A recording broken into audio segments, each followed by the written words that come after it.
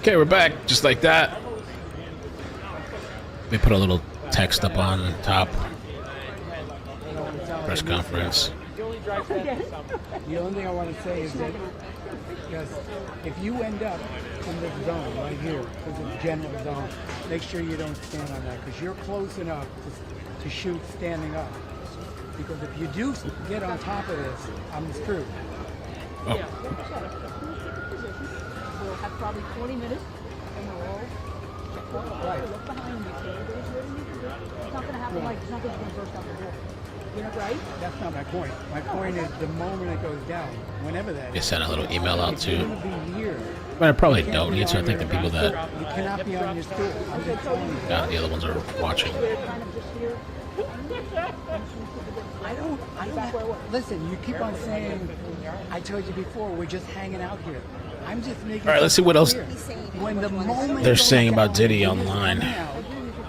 Yes, all you have to do is Yeah, I say, got the yes, right you're channel right. I will not be on my stool here. I will be on That's all I'm And asking Largemouth for. Fisherman, thank you for all the super chats today, man. I just Shit, wanted your answer. I can prep. What's up? This reads like a scene in American Psycho. I can prep. I missed that earlier. You're close enough to be standing. All right, hey, infamous truth teller, how you doing? Hola. Eventually, I might get a little camera for the outside balcony when it's storming and raining. I mean, I have a camera. I just need to. I need to figure that out. I don't know if I'm gonna have to run a cord all the way from here to the balcony, or is there like a wireless option that I can do? Where they are. I don't even know this might be open. I don't know who's Ooh, I like this. What you sent me, mustard. I know, and you don't know, but the High calf coffee. Yeah, the one I have is just regular. somebody starts moving and you don't like it. Ooh, wait, hold on. What does this have? Right in front of me. Look, Ooh, it has L-theanine. I love that. Cordyceps. I'm just saying you do can. 18 touch. Yes, I promise. Right. I promise. That's it. I promise. Yes, 1,000 times. Yes. It's a lot easier to say the word yes instead of this Yes. word salad. Yes, that you please. start I am giving. not common. I like Don't that. use I that. like Don't word accuse me of salad. that. I'll have to And then I'm gonna check out Twitter.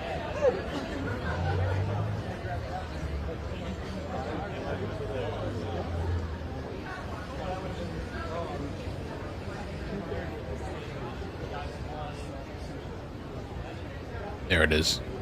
Amazing. Order this for tomorrow.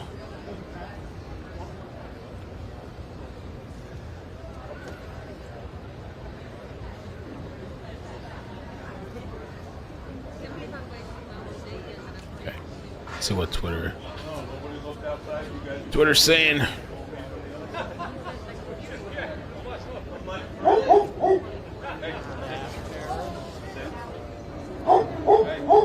Freak off parties. They're telling us they've released the indictment against Diddy, meaning Good job. Good job. Oh, did I mute it? some things. They've released the indictment against Diddy, meaning they're telling us what they're charging him with now that they've arrested him. And there's some things that are missing. It's 14 pages long, and if you're on X, where we can post links, the link will be right below. Basically, they're charging him with guns, prostitution, drugs, and the whole racketeering thing. But they are not charging him with anything related to minors, anything related to video or sexual blackmail. And notably, Lucian Grange's name, the CEO of Universal Music Group that was in the original allegations, his name's nowhere to be found. We'll dig into some theories on all that in just a second, but first, some key points and a funny thing. They talk about the freak-offs, and they talk about raiding his home and finding supplies for the freak-offs.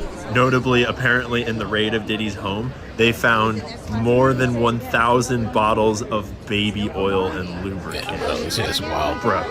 They are clearly drawing from the Cassie lawsuit with statements like, these assaults often resulted in injuries that took days or weeks to heal. I'm sure she's not the only witness they've got. These occasions included instances in which a victim was required to remain in hiding, sometimes for several days at a time, to recover from injuries Combs inflicted without being publicly observed. Cassie alleged that at one point it was more than a week, maybe multiple weeks, to heal from her injuries. It's a fucked up lawsuit. He's also charged with tampering with witnesses by bribing and intimidating them, including acts of violence, including kidnapping and arson. Multiple counts of that. They also found 3 AR-15s with defaced serial numbers and a drum magazine, along with a ton of drugs and other stuff.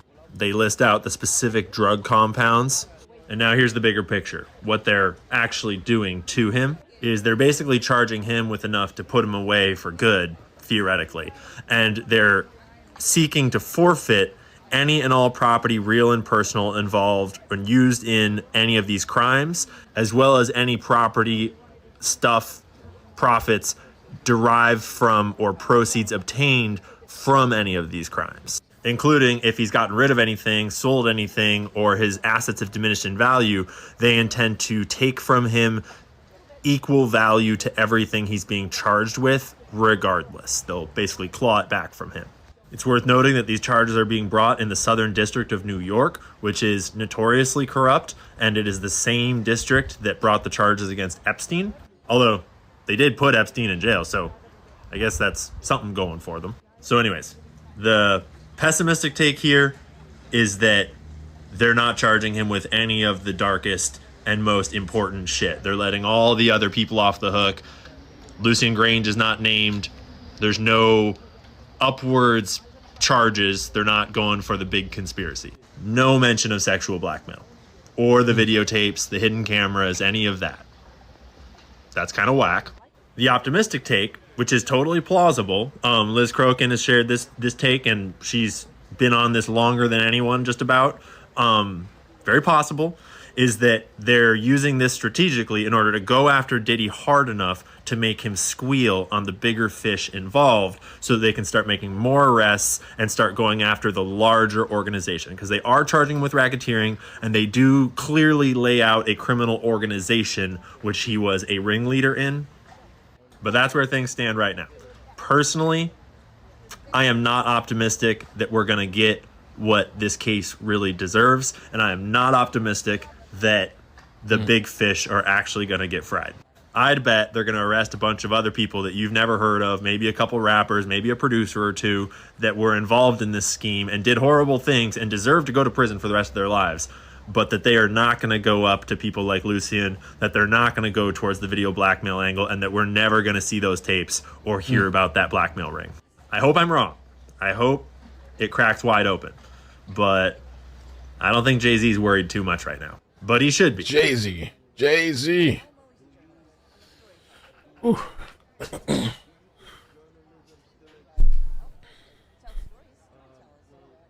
As long as he gets his baby oil. We're waiting for the press conference too. Let me make sure. I'm trying to delete some of these windows I have open.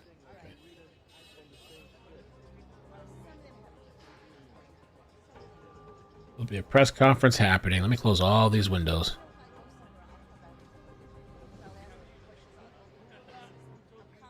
It's a good thing I bought all this extra, this upgraded RAM. Because I have so much stuff open at the same time. Like, I used to lag sometimes. Dozens of tabs. Apparently, so this is something else. I forgot about this. Fousey Tube claims his friend saw Diddy and Trey Songz making out at a party. Oh, shit. Oh, man. Trey Songz. Say it ain't so. I mean...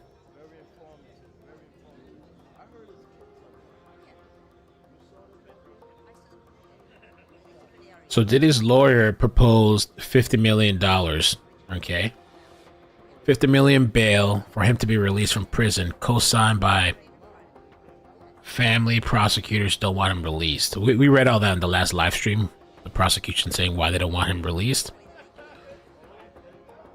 Diddy is being prosecuted by the same team that prosecuted Epstein before he died. Uh-oh. Hopefully this guy don't end up like Epstein. Yeah, hopefully he actually gets his trial and stuff. Officials seized more than 1,000 bottles of baby oil and lubricant from Diddy's home in Miami and Los Angeles. Thousands of bottles, damn. Yo.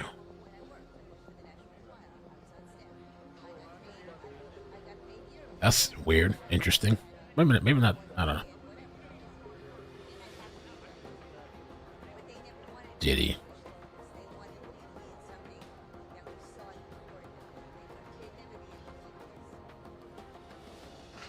Let's see what else they're saying.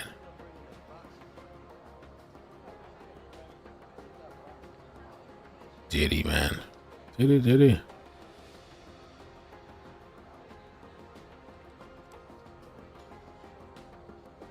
People are happy and celebrating about Diddy.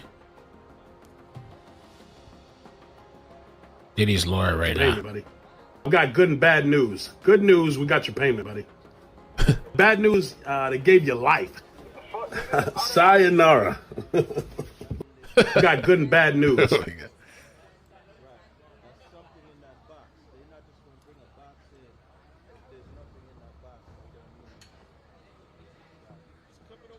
$2:30 now. Let's see if they start.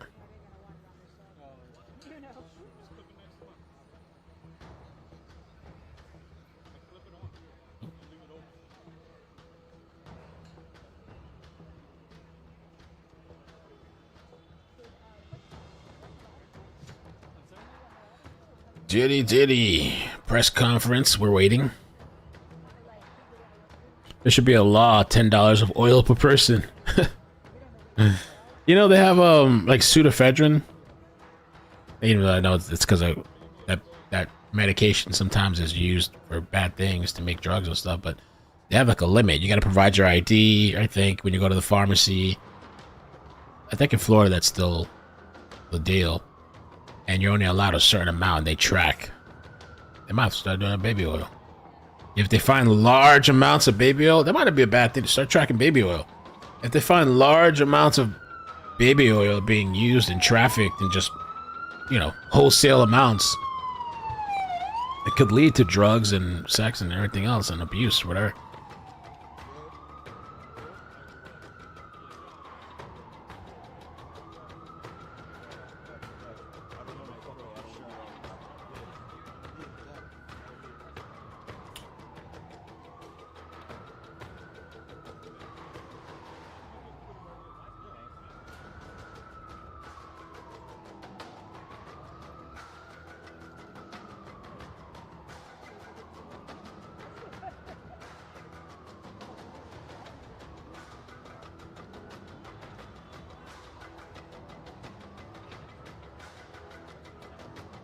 Attorney, law enforcement, and messengers only.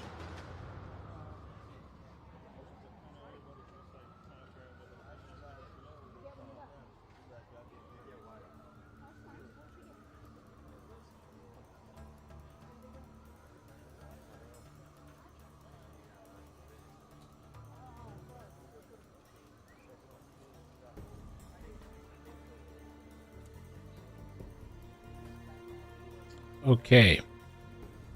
Oh, thank you for sending me this, Nat. So this is Diddy's proposed package, bail package, right? He's making an offer. He wants to be let out to maybe go home or whatever. So he's offering, and you tell me if this sounds like a good deal. He's offering a $50 million bond. Co-signed by Sean Combs, his mother, his sister, the mother of his oldest daughter, and his 3 adult sons. Secured by the equity of Mr. Combs' residence located at 2 West Star Island in Miami, Florida. And its appraised value of the home is about $48 million. The home is unencumbered in anticipation of this bail hearing. On August 20th, 2024, Mr. Combs paid off the remaining mortgage of about $18 million so that the home could be used to secure a bond and be free of a mortgage. Wow. D, secured by the equity of Mr. Combs' his mother's home located at, I'll leave that out, his mother's address. Mr. Combs' travel will be restricted to Southern District, Florida, and Southern District of New York to attend court, meet with his counsel, and attend medical appointments, which he will address it to the court in a separate sealed submission, as well as the Eastern District of New York and the District of New Jersey, only to the extent that his travel is to and from New York involves an airport in those districts. F. Mr. Combs' passport will be surrendered to his consul. On April 1st, 2024, his consul advised the prosecutors of this fact in an email dated the same day. Consul will provide this passport to pretrial services. The passports of the following family members have already been surrendered, so they list the name of the family. So that's his offer. I don't know. I don't think they're going to give it to him. I don't know, because he really does have unlimited resources, unlimited supplies. They brought up the fact that his age and that he could, if he gets charged, he could die in prison. So that they feel like that's more of a risk that he might want to run, hightail it.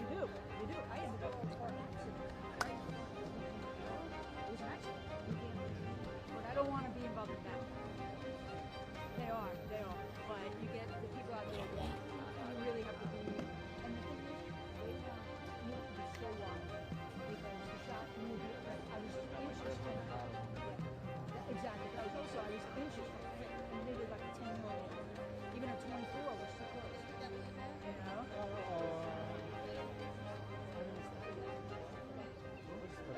Okay.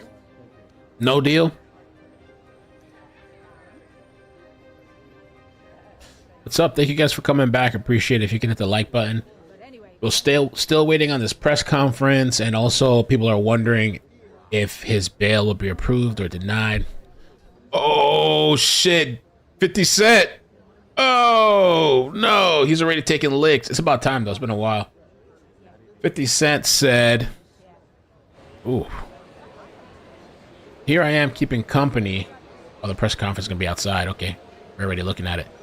Here I am keeping good company with Drew Barrymore TV, and I don't have 1,000 bottles of lube at the house. Oh, hell no.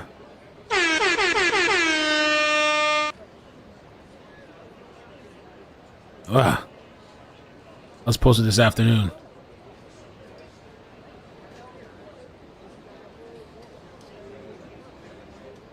You know there ain't no seat on that bike, right? I've never seen that reply before.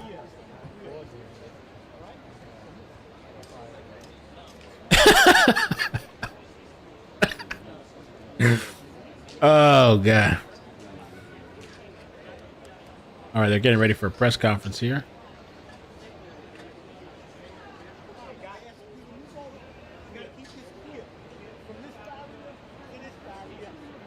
Yo, 50 something else, man.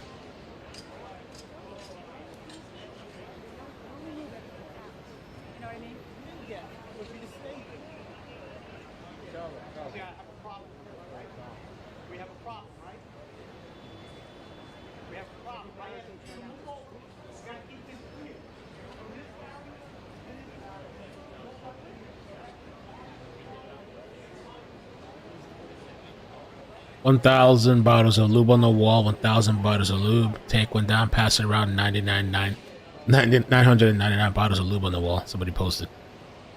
Damn, this is wild. Did they use the AI for this? Wow, check this out. I wonder if this was Grok.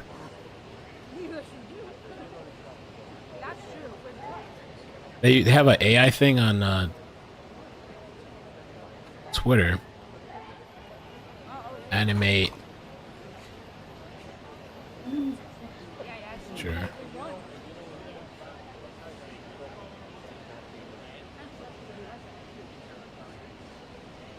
Go see what they want. There's somebody at my door. I don't know what these people want.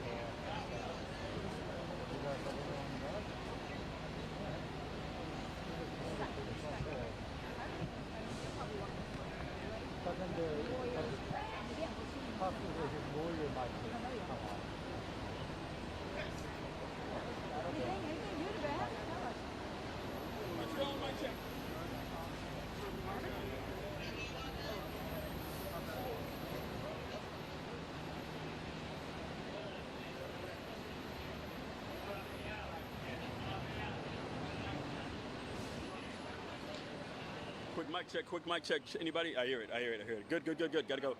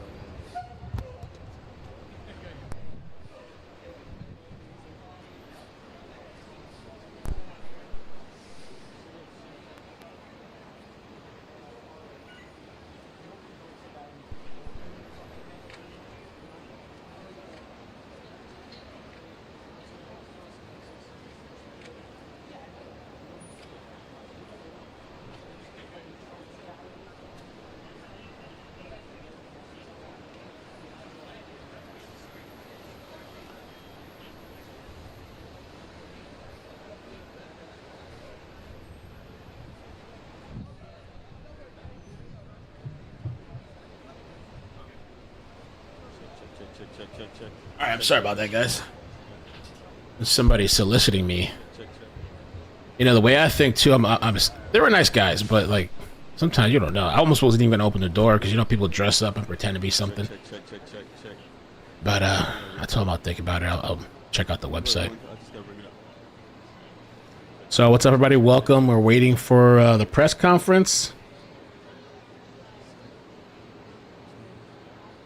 Diddy indicted on sex trafficking and racketeering. Everybody's talking about the baby oil. Check. 1 2 1 2. Check. 1 2 1 2. $1,000 of baby oil. Not $1,000. It probably cost more than $1,000. It's gotta be. I can't imagine how much he spent. Even though that's nothing to him, he's apparently a billionaire. In order for shit to get, look, some people need to be gone, bro. You know what I'm talking about? In order for shit to get better, he one of them. Oh shit.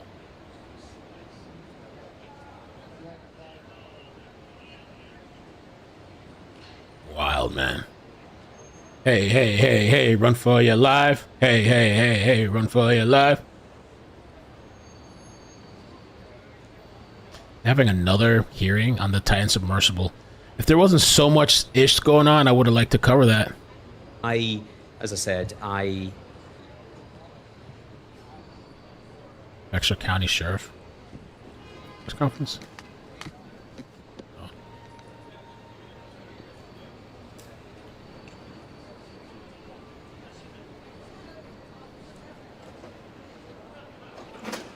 The perp walk. Oh, I gotta clip that later today. The perp walk thing. I don't know if they're gonna do a perp walk today. The Florida thing from yesterday, the perp walk was crazy. The guy that said, if you're not gonna take care of your kids, I'm gonna take care of them for you. He's even threatened to arrest parents.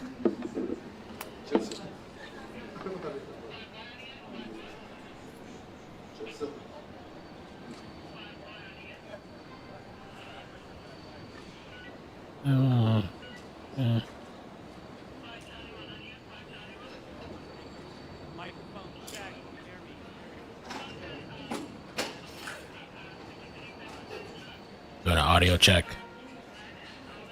I wonder who's going to do the press conference. Is it Diddy's attorney?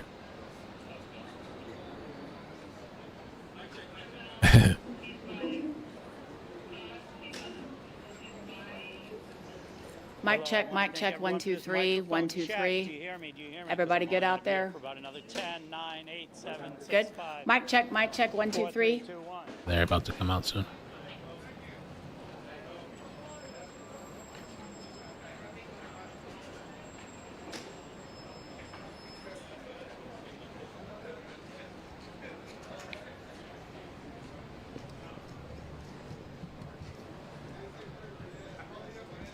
What up, y'all? It's Carolina. November 2009, after the Soul Train Awards in Atlanta, Georgia, Mr. Combs flew Miss Richard and Miss Harper to his house in New York on his private jet for an after party. There were many well-known celebrities at the after party, and copious amounts of illegal drugs were being openly consumed. Upon information and belief, Mr. Combs had arranged for dozens of young women and girls, some of whom appeared to be underage, to be transported to the party. The women arrived wearing little to no clothing and were given drugs and alcohol. Many of them appeared lethargic or passed out, while Mr. Combs and his guests performed sexual acts on them. Jeez.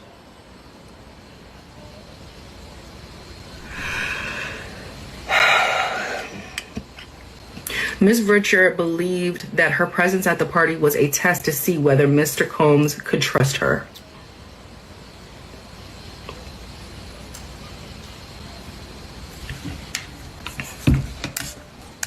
Let me see about this lady. She said, I think she went to the party. Some things change, baby. What the hell is this? Sometimes it's a losing. Had my share. We have 1 million streams already for this record. It's been a real good ride. The day inside. Oh, I thought she was going to say her experience at the party. I don't know what that is. Okay, sorry about that.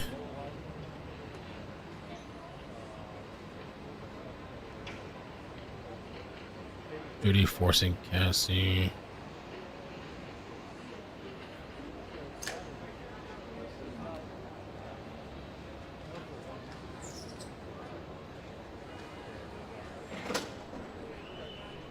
Will Smith freak out parties? Will Smith got freak out parties too? Everybody ready? Well, good afternoon. Thank you all so much for joining us. This is a follow-up to a case that you all, many of the media outlets came to last week. So this is just a continuing the kind of the next episode in that case. That suspect that you all just met was John Yates.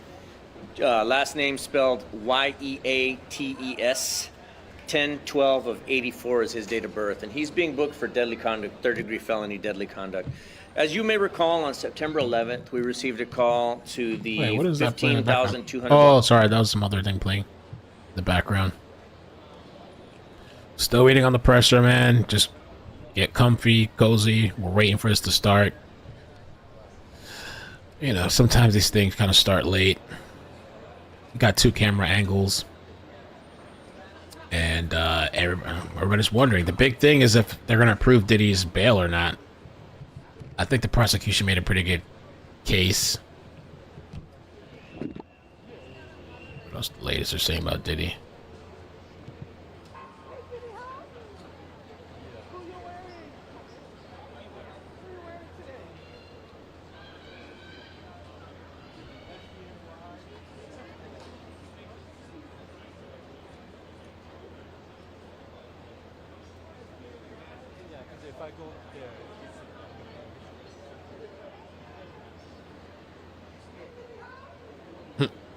This person right now, I guess he's getting ratioed. I don't know what he said. He said, everyone, The Last of Us, he's claiming, he said, everyone has sex trafficked before. If you flew somebody out or have been flown out to somebody's place, it's across state lines and y'all had sex, that's sex trafficking.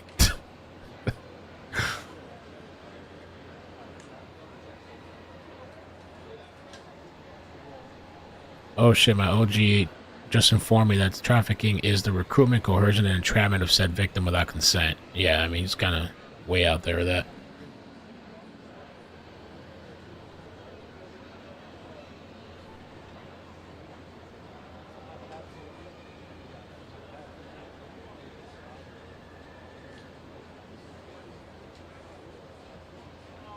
Missy was at the Diddy parties? Was he? Oh, the handshake? Good to meet you, guys.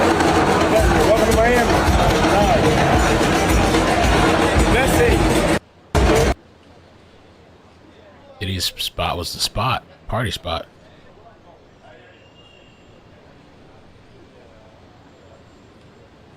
I want to hear some insiders about the freak off party.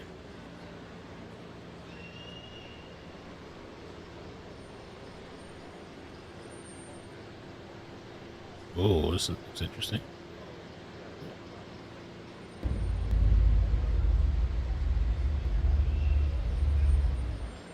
Gene Deal, happy to have you back on the platform, my guy. Man, I'm happy to be here, man.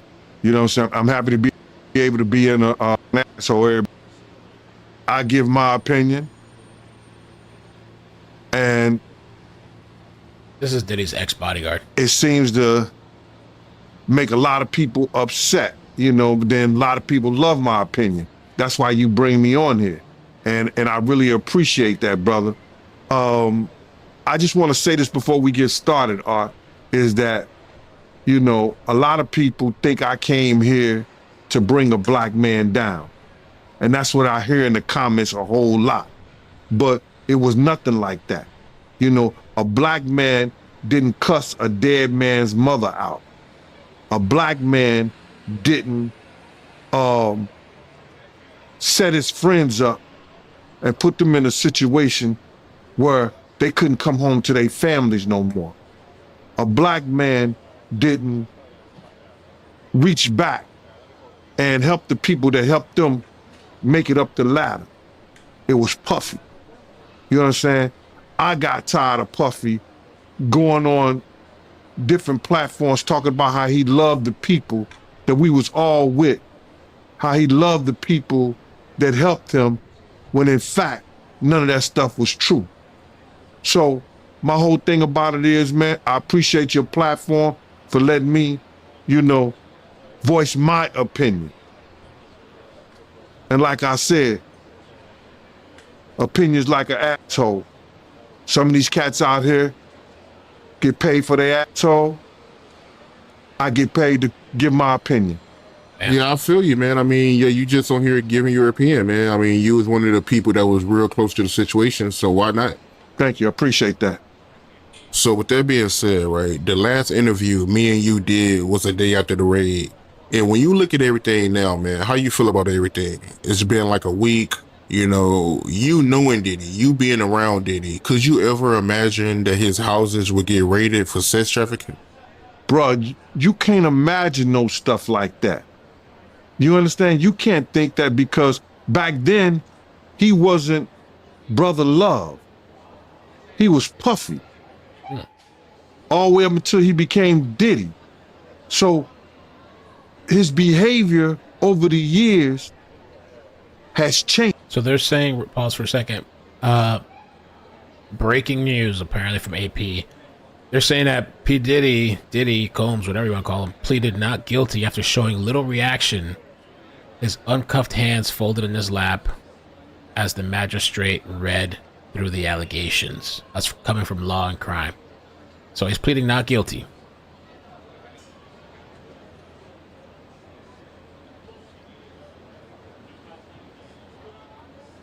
Which I guess is not surprising, I guess, you know, but...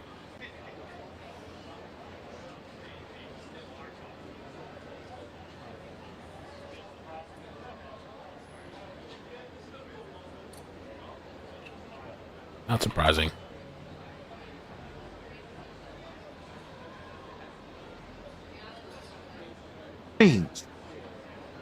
And the behavior that he shows now, and that he has shown by being Brother Love, I couldn't imagine that the police would be raiding him for sex trafficking.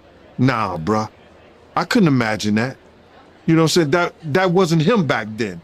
He's a totally different person that he became. If you've seen him on other platforms, you know. But how, though? They said he's been doing this shit for 2 decades. Inviting men to party with him, inviting men to go shopping with him. You understand? That wasn't Puffy. That wasn't Diddy. That was brother love and love. How you feel about all the people that's wondering why haven't any of Diddy big name friends came out to defend him? Because either two things that I believe. Either they know some of the stuff is true, either they took part in some of the stuff that happened, and Boeing, but those union workers or they scared that it may mess up their brand. See, nobody wants to be in contact with anybody that allegedly was sex trafficking. You see what the WWF did to Vince McMahon. Yeah. Vince McMahon was one of those people that was called for sex trafficking. We don't hear a lot about it because he gave up the company, he did what he was supposed to do, and he became Ghost. But now you see they trying to do the same thing to Puffy. They trying to make him or hip hop the face of sex trafficking like they was going to do to WWF at one time. Yeah. Because that was a big story. Yeah. So a lot of his people that know him, a lot of the people that been in those parties and seen probably some unscrupulous shit that went down and was like, ooh, I was there. I hope they don't got me on tape. They feeling a certain way. So they're not going to speak on nothing until they've been approached with something. You got. That's a really good point. Because maybe some people that didn't speak out, some of these people, because like they don't know shit. They got a tape of me because I was at that, he was at that party. Maybe it could have been there, whatever. Some of them probably, that's why they're so quiet about it. Some of them. I realize when Homeland Security get their evidence together, they're going to send agents out. You understand? They might send an agent out to me. Yo, what do you know? What have you heard? What have you seen? What's been going on? You know what I'm saying? Did this happen when you was around him? Did this happen back in the day? That's what they're gonna wanna know. You know what I'm saying? So they're gonna send investigators out. They're gonna send people out for anybody that they can get some information from to help their case. So those celebrities ain't gonna say nothing. You got your man Stevie J speaking on it right now.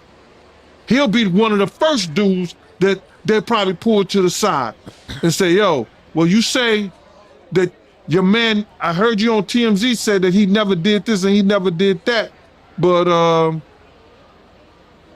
ain't this you?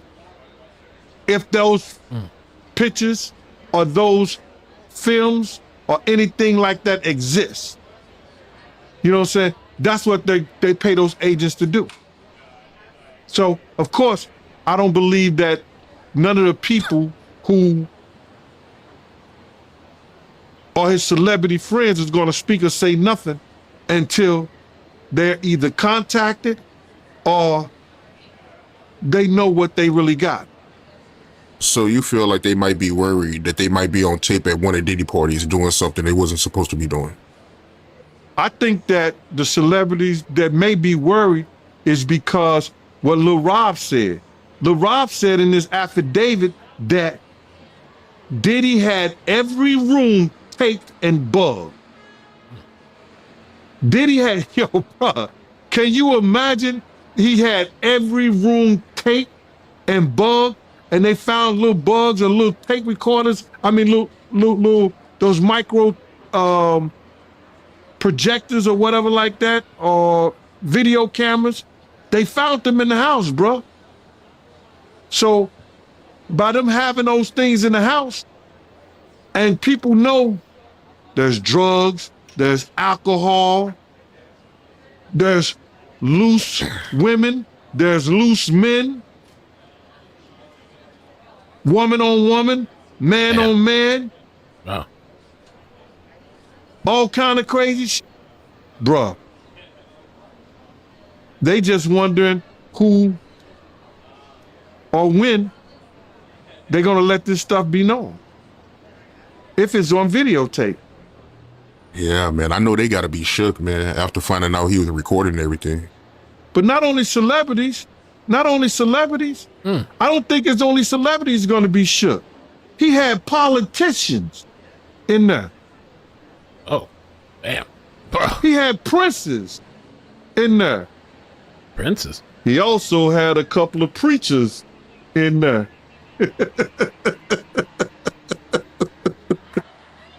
Bro, this is Diddy's ex-bodyguard. Hallelujah. That's crazy. You personally, you think they got tapes?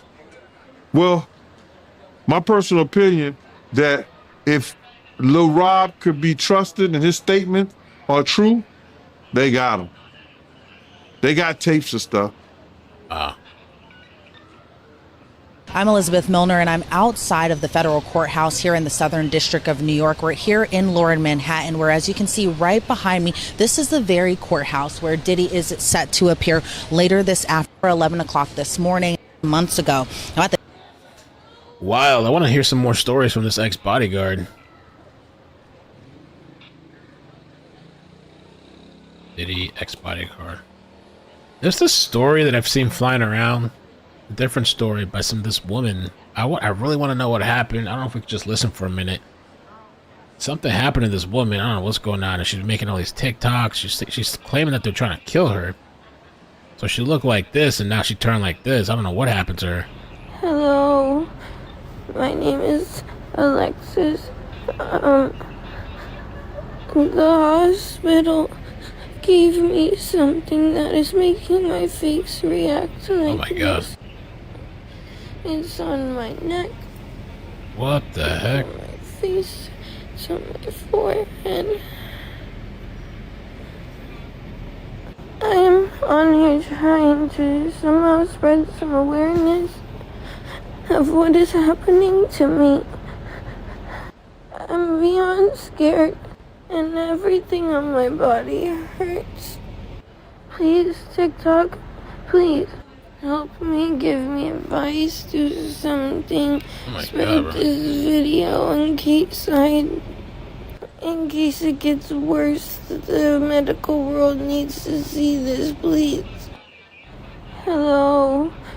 What in the heck? So she posted another one. Play this music. The UCI Medical Orange County, California is trying to kill me. But what did they give her is what I want to know. Hello. Man, she looks like she's getting worse. I'm posting another update. Fell asleep and woke up like this. And all they want to do is inject me with more stuff. And I keep refusing. Because I don't know what's happening to me. I do not trust them. This is not okay. Please, please share this video. Please spread this. Please show what they're doing to me. Please. Please. Hello. I'm posting another update. They're saying, is this a reaction to antibiotic? Could it be Steven Johnson syndrome? Somebody's saying it looks like Steven Johnson.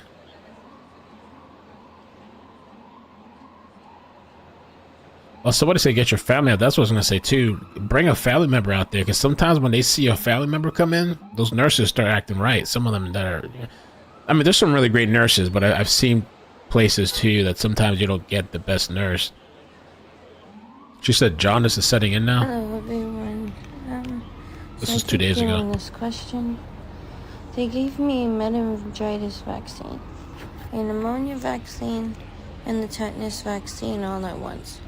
Oh. Within a few minutes, my body started reacting, and over the past day, it was literally last night that they gave it to me. Over this past day, I have gotten 1,000 times worse. It's on my gums. You can't barely see. It's on my lips. And of course, my neck, it's on my feet. Somebody said, I'm sorry this is happening to you. You're having an allergic reaction. I believe you have Steven Johnson syndrome. 1 in 3 million people get it. Somebody says the syndrome does not look like this whatsoever. This looks like a blood issue. I mean, good luck on TikTok trying to figure this out. Everybody has something different to say. I don't know why she just got those shots now, though. Those shots, what shots they give her? They gave her... I'm posting another update. Fell asleep and woke up like this. And all they want to do is inject. Yeah, Moxie. It's true. I've had to show up. Sometimes you just gotta show up at the hospital. I'm telling you, if your family member's in there, and there was a situation not too long ago where the person I knew wasn't, like, the nurse was gone for hours. Nobody knew where she was at. I kept calling. And I got the nurse manager, but I started driving over there because I was so pissed. But the nurse manager went and took care of it. That was nice, but I woke up. I'm worse. I'll save you guys. I won't even show you this, I guess. Let's see. Even one of her videos got restricted. Oh my god, what has happened to this woman? That's crazy, man. How you go into the hospital for something, you come up with something else. Woke up and I'm worse. My face and head are getting wider, which means my head is filling with blood. What hospital is this? Oh my gosh. Yo, I can't. I'll spare you. I won't even show this to you guys. Oh my god. Her TikTok. I'll put the TikTok in the description if you want to go watch the TikTok. Wow, that's so scary, man. She needs somebody there to support her.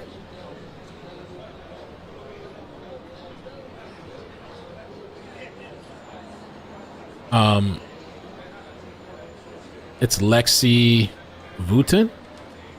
I'll put it in the chat. I just added it to the description, but I also put it in the chat. What in the heck? All right, let me see if I can find some more Diddy bodyguard stuff. We're still waiting on this press conference. What's this lady doing? Still there?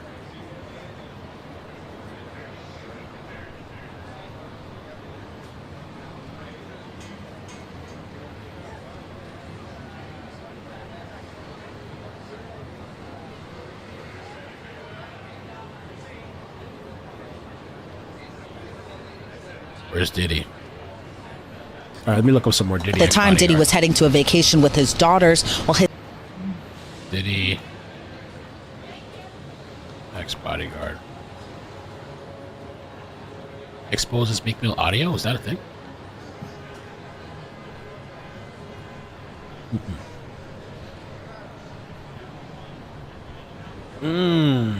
Hi there, Rachel. The headlines have just mounted for Boeing this year, from the door flew off a MAX jet back in January. We're not covering Boeing right now, but Boeing is on strike.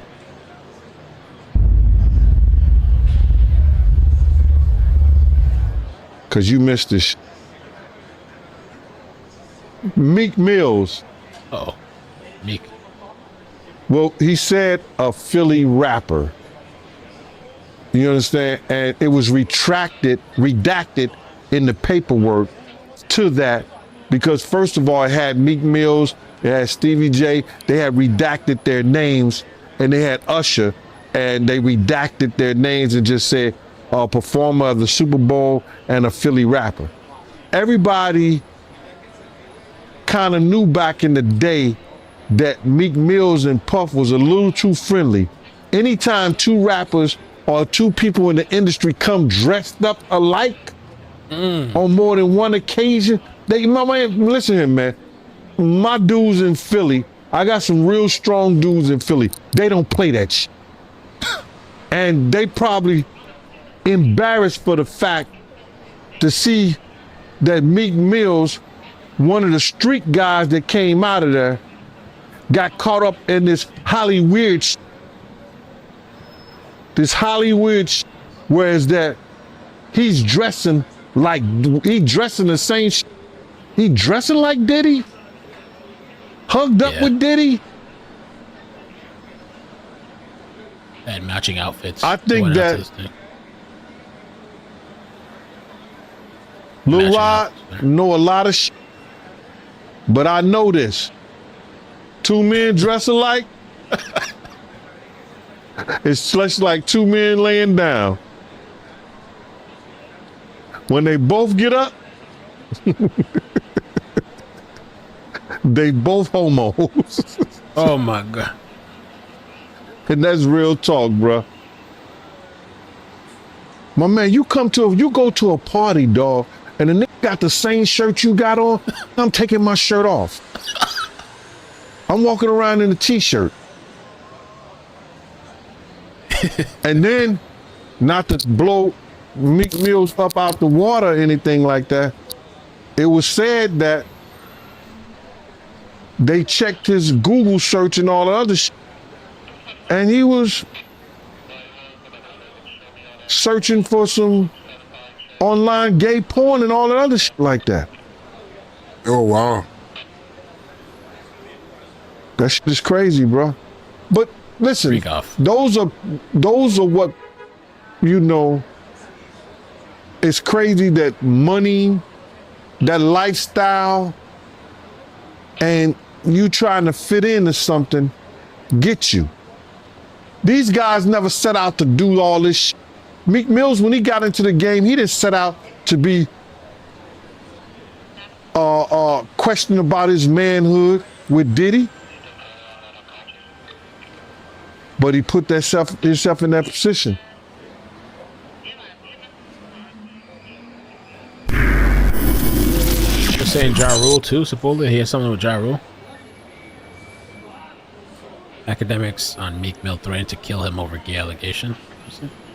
He essentially threatened to kill you. So essentially what happened is, we've been, I do long live streams. I'm streaming for like 5-6 hours. Like, when these things are happening, we're not just giving quick takes. Like, I'm going, like, even today, I bought the Christian Combs document, like the entire lawsuit. We're reading it word for word. We want to see because a lot of times on these sites, I've always said, like, I kind of pride myself on trying to go the extra mile.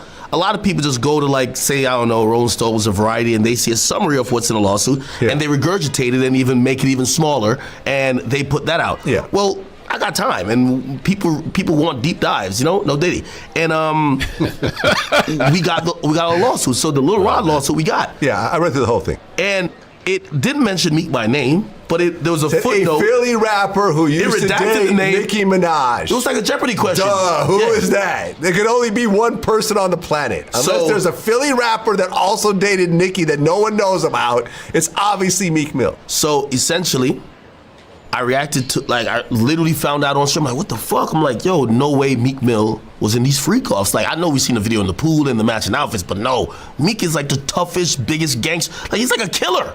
Like, no way he's like getting, bent over by Diddy, the diddler. So I reacted like, I'm not even believing it. That reaction went viral. And the next day, Meek, as I said, he's a special type of stupid, as 50 would say. He's seen me reacting to it and thought, I made it up. So he's like, yo, you know what I'm gonna do to academics when I catch him? Now, previously me and Meek had a truce. But I remember, because I remember the last couple of times I brought his name, and you're like, hey, listen, me and Meek are cool right now. I don't want to take any shots at him. We had a truce, but Meek and him being so dense and being so dumb, he actually thought that I made up the lawsuit. And by the way, even after he started threatening me, and I said, I didn't make it up. I said, just clear up whatever it is, but I didn't make it up. You know what he said? This is clearly AI generated. I'm like, yo, Meek, Meek is so dumb he couldn't even spell AI. Like, how the hell you know this is AI generated? Bro, this is an actual lawsuit. I'm showing him, like, look, it's filed in federal court. Right. Nah, this Here's lies. the PDF file. Exactly. So the PDF's AI. Yeah. So he basically. And by the way, the latest update, we're still waiting for Diddy. Apparently, he's still in the courtroom. It says, hearing the defense hasn't begun their argument yet. I wish you could see inside, man. Oh, or like watch the whole thing happen. That would be so good. Hearing the defense hasn't begun their argument yet. The prosecution is still in their argument. The government previously called Diddy dangerous and are seeking detention for him. So we read the whole detention document on the last live stream I did. If you missed that, you can check it out. It's the last one. It was like 18 pages. It took a while, but we read it. It says, we expect the defense to argue for the $50 million bond. We'll have to wait to see what the judge rules. So right now we're waiting to see what happens with the bond. You know, what's gonna, bond.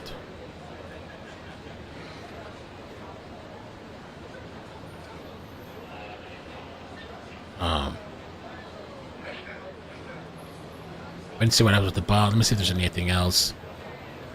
This would have been so interesting to like actually be like see on the inside what's going on. Diddy Courthouse updates. I wonder if there's anybody on the inside. I don't know if they're allowed to tweet out. Courthouse updates. Need to find somebody that I don't know if they allow that tweeting on the inside.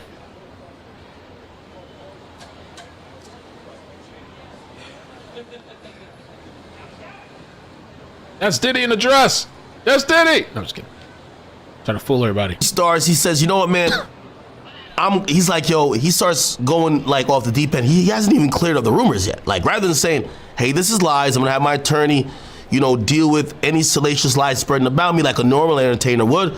I am not gay or whatever the case is, or I've never been in any sexual situation with Diddy.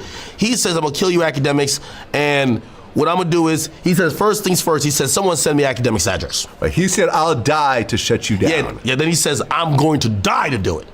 Then it was which is crazy. Which is a crazy thing to say. Meek is cut it out. You're not gonna die to shut down academics. You're a multimillionaire with a great career and kids. Cut it out. Yeah, grow up. Meek literally then tweeted out a couple tweets after. He said, well, the governor just called me. And I was just like, this makes like, wait, you're planning a murder online. And the governor calls you to talk you out of it? Like, also, the reason why him and the governor are in cahoots is primarily because he's the guy that they kind of taunt around for prison reform. Okay. Right? Yeah. And he's like, yo, I'm down to die over it. Yeah. The funny thing, I always tell people, I would say this is a gangster rapper paradox when they're threatening a civilian. They say this. Yo, I'm gonna kill you, this and third.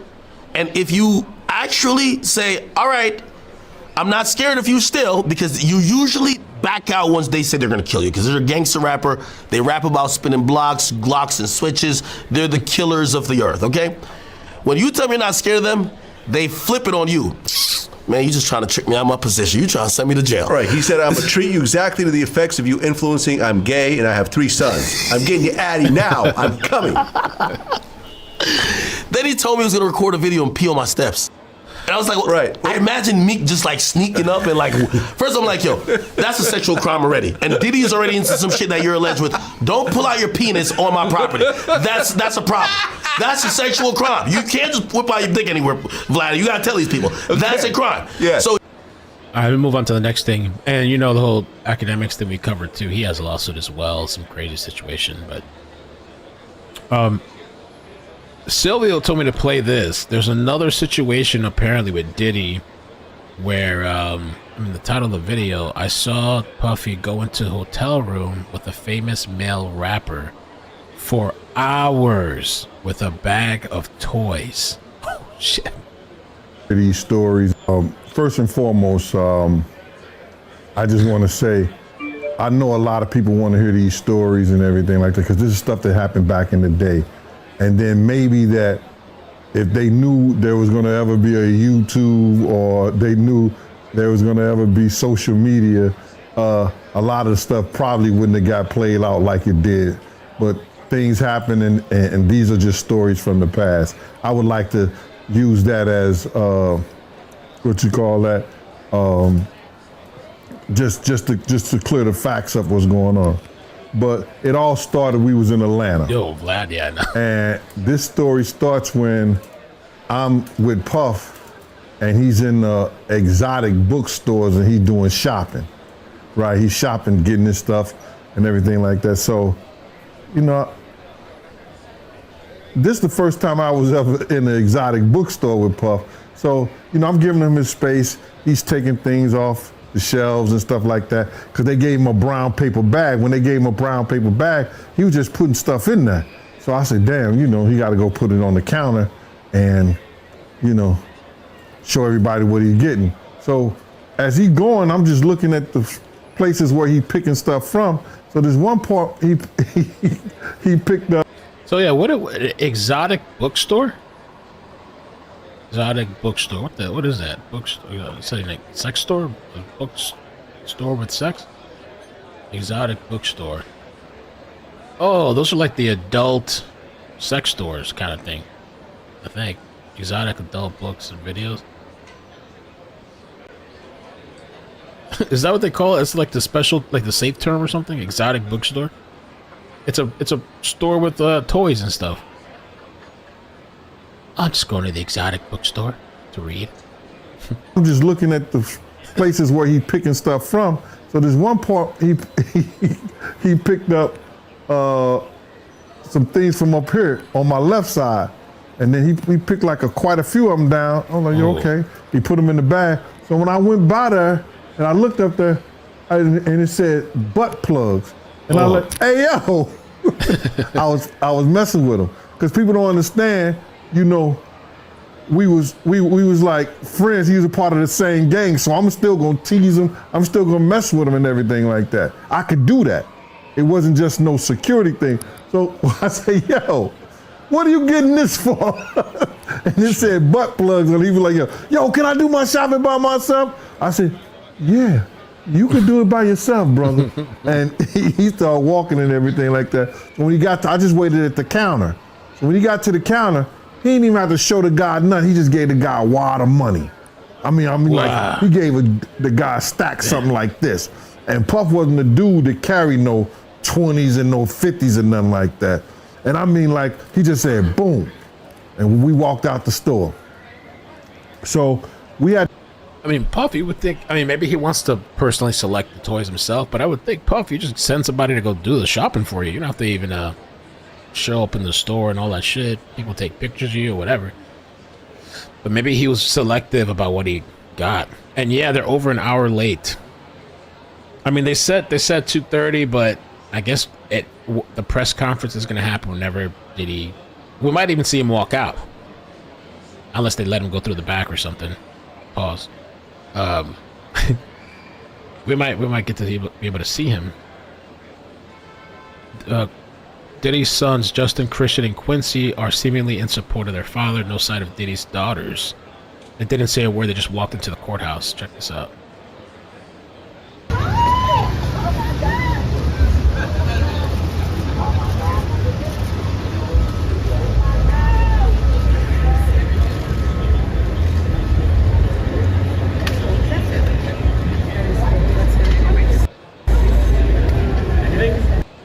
I wonder if Diddy's gonna talk or it's just gonna be the lawyer talking. Prosecution and the defense, I don't know.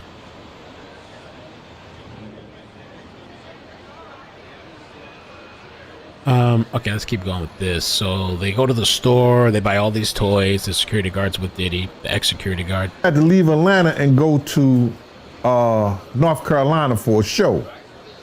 You understand? And it was him, this rapper, Sarah, and this other girl. We all got on a G5 jet, and we flew to G4 jet, and we flew to North Carolina. So later on that, I think that afternoon, same day, this rapper and him, they all in the room together. Ooh. You know, it's Sarah, the girl, Puff, and this dude, this rapper. So I'm here at the door and stuff like that, like, yeah, so then next thing you know, somebody rang the doorbell. We had the presidential suite where we was at. So I opened the door and the dude said, "Yo, I'm here for my cousin." I said, "Who your cousin?" And he said, Ja Rule. Oh, no, no, no. Ja Rule? Daddy, I like when you scrambling and scraping for shit. No, I like that. Wow. I said, "Well, he busy right now." He said, "He busy doing what?" I said, "He with Puff. They're in the room. They busy. They don't want to be bothered." He said, "Well, I'm going in there."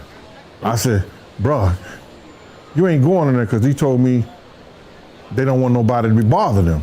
And he was like, "Yo, I don't care, man. I'm going in there." That bull like that. I said, "Yo, bruh, Jesus Christ had to come down here and take the air out of my body before you get in that room right there. Watch. He tried to bum rush me. I grabbed his and threw him against the piano. When I threw him into the piano, Puff and Ja Rule runs out the room.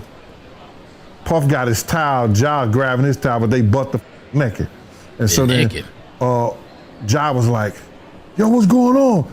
Yo, G, that's my cousin. He know me well. You know, and Puff was like, yo, G, what happened? I said, he tried to get in the room. I told him he couldn't get in the room.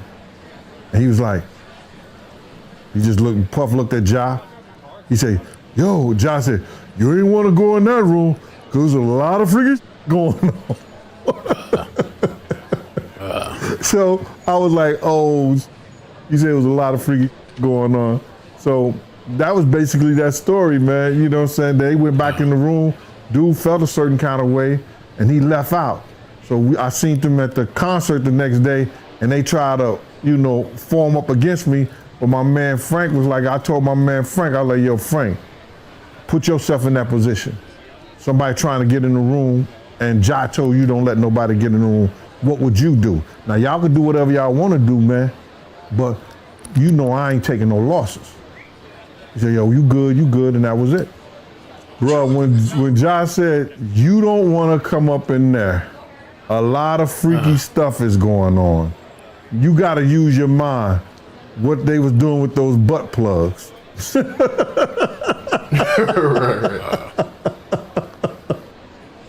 Crazy. So, I mean, there's multiple accounts of supposed other rappers. I mean, the Philly rapper that was mentioned in one of the lawsuits, it was alluding to Meek Mill.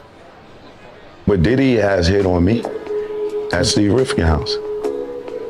And everybody at the house was gay, but I didn't know it. Why you think it's this joke, no joke? So many bad boy artists went broke. No joke. With Diddy. Or after. Well, you got to remember, this is Diddy career really started like 91, 92. A lot of us wasn't even educated about the music business then.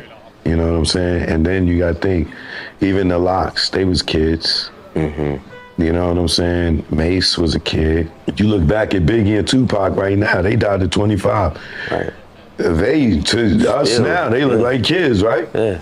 You know what I'm saying? So a lot of people got robbed because they didn't know the business. A lot of people with Bad Boys succumb to the dark side of the industry, right? The same stuff that Diddy's, they alleging now with the parties, the drugs, the sex.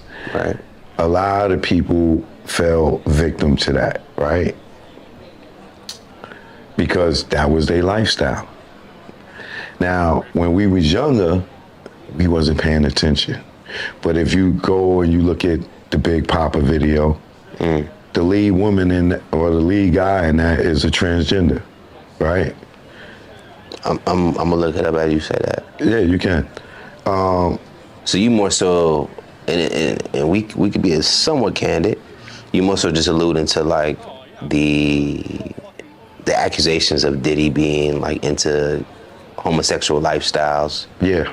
That energy of hip hop that has always been seen as taboo, and we could never verify it because none of us were on the inside. Right. Well, I was. But I was gonna ask you, so you've seen this firsthand. Yeah, I've never seen like orgy, but Diddy has hit on me at Steve Rifkin house. Everybody at the house was gay, but I didn't know it until I really paid attention and looked around at my surroundings. I'm like, oh, right. Like, what's going on? That sounds like Exhibit's story, because Exhibit had a story like that. They went to Miami. No, but he went to a club. Right. I went to Steve Rifkin's house. Right. It was after a BET Awards, we went to an after party. Right. Me, Lil' Kim, Hillary Weston, who was Lil' Kim's manager. Okay. At the time. And we go to the after party, we run into Diddy, and Diddy tells us to come meet him he tells them, not me, he tells Kim and them, yo, come meet me at Steve Rifkin house. And we all go over to Steve Rifkin house. And while we there, there was another executive that been making passes at me a lot in the entertainment industry. He shows up. For context, what does that look like? Because they're not gonna be that bold, are they? What do you mean? Is it like, you know how if you shoot a shot at a woman, it could be either very direct or very subtle? It's very direct. Not going trying to grab a nigga nuts, but you know when someone is attracted to you, male, female. Okay. I don't give a f- is a dog and he humping on your leg. Right. You know the motherfucker horny. Okay. You know what I'm saying? So, it was definitely obvious. Like, you know what I'm saying? Especially in hindsight. You know what I'm saying? Okay. So that lifestyle exists within the industry, right? We've heard it, and it's a fact, brother. It's a fact.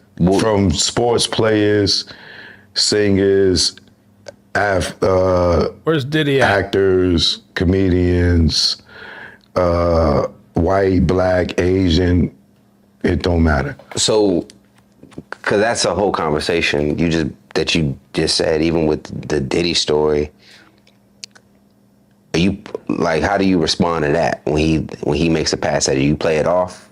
You laugh? I'm cool. For me, at this stage in my life, I'm more mature than to punch a nigga in his face. Right?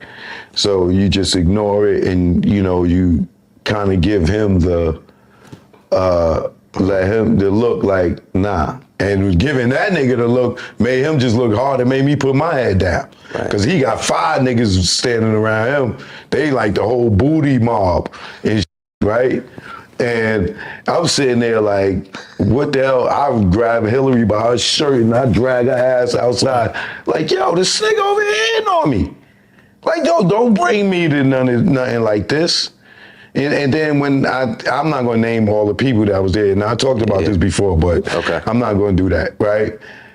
But everybody that was there was either gay or secretly gay or bisexual. But right now, from what I know now, and I say they all get down like that, right? Right. And me hanging with them, they could have thought that because I was hanging with Lil' Kim, that maybe I would be with that. You know what I'm saying? But I'm not going to knock them for trying. You know what I'm saying? Because all these 75%, 85% of these people that's in the industry that's popular, you know what I'm saying, have succumbed to that lifestyle. My question for that, and then we can kind of do a spin move out of it. Because I'm always curious about, was it already in them, or was it does the industry groom them to be open to it? The industry grooms them to be open to it. Like if we go back to the Big Papa video, right? Why is the lead person out of all the bad bitches in New York City back then, even the women in the video, right? Why was the lead a transgender? Why was there, you remember the scene in the bathroom? Why was there a transgender pissing in the bathroom? I never knew that. I never even thought about that. What the hell? You remember the scene in the bathroom? Wow. I don't know. Okay. All right. Was there a transgender pissing in the bathroom with them and the guy? You standing up, right? Yeah. You don't remember there's a woman in the bathroom with klepto, and I can't remember who the other person is, and they looking at the nigga ding ding, and why they standing at the urinal? Like, why is that in there way back then? Got you. And I just pulled. Now look at the girl go to the scene when Bus is talking to her at the bar, and Big walk up and move the nigga, and then, or when she say true, stop it right there and look at the knot in her throat. Not the knot in her throat. Talking about this young lady? Oh shit. Hold up. Oh crap. All right, hold on.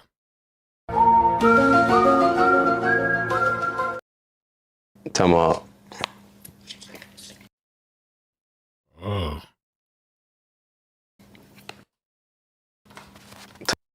Talking about this young lady? I don't know. I guess. I don't know. I don't know. This is crazy, dude. That's her. Look at her. Zoom in on the throat. Women can have a little. Is that like Her name is Shamika. She was from Queens and she got killed because she was a nigga who was dating her, didn't know it was a man, and went to have sex with her and found out she was a man and she's dead and he's in jail. So you know the story. So when you see that, are you alluding to they sprinkle it in there? They subconsciously make you comfortable with it, bro. Because that is weird not to say weird as a derogatory, but it doesn't make sense why that scene would be in a hip hop video when hip hop was so much about masculinity and da-da-da-da. And it was supposed to be homophobic, right? So they say, right? Right. But we weren't thinking about transgenders back then. But they're there. Okay. What I believe is that the Tupac Biggie got so gangster and so big that the agenda that they was about to push on us, that they later pushed on us, it just got pushed back. It's crazy. There's another one. Well, I don't know how interesting this is, but it says Gene Deal says Puffy ran after they ran into Tupac at the Soul Train Awards. Okay, so Hit 'Em Up comes out. Hit 'Em Up. Things are becoming, more heated between the two camps. And then they run into each other at the Soul Train Awards. Right. And you were actually Puff's bodyguard that night. Yes, sir. Okay. Oh, check this out. Check guys this were out. Another update. It's what they're saying on Twitter. Who's this? New York City courts reporter. Okay. Supposedly, federal agents found bags of pink powder that looked like ecstasy in Diddy's hotel room when he was arrested last night, prosecutors say. This is when he was supposed to be on his best behavior as he was awaiting the NYC arrest. Maybe he was looking to have one more good night of partying before they arrested him. I'm still waiting for courtroom updates. The last update was that this was 40 minutes ago. It was still on the prosecution's turn. The prosecution was making their argument. They're trying to get him bond. They're trying to make it the prosecution doesn't want him to get bond. The defense wants him to get bond. So the defense at the time, 40 minutes ago, they still hadn't been heard. The prosecution was arguing, I guess, why they shouldn't get bond. Diddy's trying to save for $50 million bond. I guess he's going to use his house in Miami, the Star Island house. So we're waiting on that. They're supposed to argue it. Can we continue with this video? No way. This is interesting. Oh man, this goes deep. The more and more I keep finding, Silvio's sending me a lot of these videos. What? Okay. Let's finish this little short video and then we'll continue back into this person that was supposedly trans and murdered. Because I think they're saying that was Biggie's love interest. What? Actually, part of the altercation when Big and Tupac ran into each other. Not at all. Okay, so we were running. We heard it over the radio. So me and Puff is running and trying to get there. The next thing you know, this little light-skinned Muslim guy stops Puff. And we about to get into it with these Muslim guys. And I didn't know what the hell was going on, but I'm not going to let them touch Puff. And they wanted to talk to him, so they surrounded us. You understand? And it was about 6 of them. And this dude was trying to talk to Puff, and I'm moving him. I got Puff in one arm, and I'm moving him. Come on, let's go right there. Until Mustafa saw us. Mustafa is Farrakhan's son. And then Mustafa said, "Brother, back up." Dude didn't move. And then Mustafa said it again, said, "Yo, brother, back up. They with me." Dude was crazy heated. And then Mustafa got in his face, hard body, like, "Brother," real hard. And and I was like, oh shit, this shit about to go. You know what I'm saying? The next thing you know, Nation of Islam guys started running, coming from everywhere. Wow. So they backed up and me and Puff took off running to the corridor. As we was running to the corridor, the Nation of Islam people don't play either. Pac and Suge and the rest of them come right there, and we're at the end of the edge where if you take this left, you have to jump down into where the televisions and the media was at. It was like in a little small embankment or whatever like that you can jump down into. So Puff was on my left. Puff was right here behind me, and they coming, and they talking amongst each other. I see him, and I looked at Puff, and I just said to him, I said, "Yo, Puff, don't worry about nothing, bro. I got this. Just take care of my family." You know what I mean? And when I looked the other way, next thing you know, he jumped down the embankment and took off running. And I just put my back against the wall, and they just walked past me. And that's when Pac got that award for album, I think, or something of the year, rapper of the year, or whatever like that. Okay. There's this other one that I kind of want to check out. By the way, I like that, man. That's a good tough. Shout out to Sarah, the artsy ninja. I just want to send some love. How you doing? Thank you for watching. Lori told me you're watching as well. I hope you're doing good. This is crazy. Now, I'm kind of curious to see about this. Wait, Jay-Z is garbage. DeAndre Bonds on Diddy being gay and calls out Jay-Z for not responding to Tupac. So they're saying something about, let's see this, Biggie's love interest in the Big Papa video. You know, Tupac family, if I'm not mistaken, they hired a lawyer, and I think Jay-Z, he uses the same lawyer, but you know, they hired a lawyer to investigate Diddy and Tupac murder. How you feel about that? Well, if Tupac family hired investigators, and a lot of times investigators, they get more information out of people and from people than the cops do. You understand what I'm saying?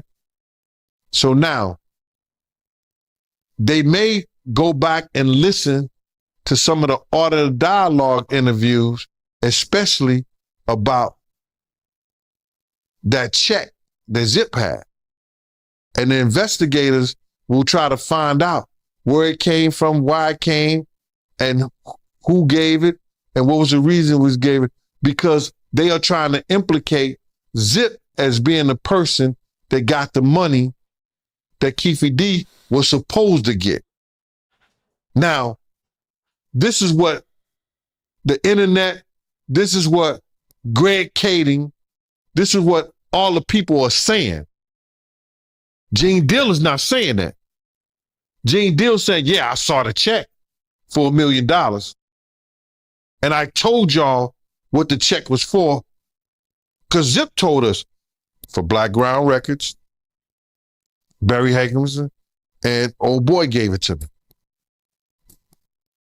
So now it comes out years later that Puff paid somebody $1 million and gave it to Zip, but it was supposed to go to Keefe D now.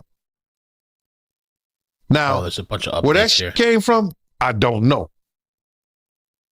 But maybe Tupac family want to do some research theyself and find out theyself. You get what I'm talking about? Right. But with everything that you know, right, what do you think Tupac family should be mad at Diddy about? I think the family should be mad at Diddy creating the atmosphere, as well as Suge Knight. I found a Twitter page that's actually reporting, it seems like, from the inside of the courtroom. So this video is almost over, and then I'm going to start giving you guys all the updates that's going on. And Pac had a lot to do with it himself. Pac had a lot to do with it himself. Because Pac knew that Big had nothing to do with him being shot that night. And Big didn't know anything about it. So, yeah, they should be upset with Diddy and Suge for creating the atmosphere to sell records, as well as the media.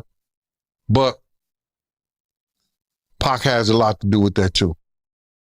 Speaking of Big, and I don't know if this is true or not, but maybe you can tell me, because I always heard this rumor. Is it true that the main girl in the Big Papa video is a transsexual? Yeah.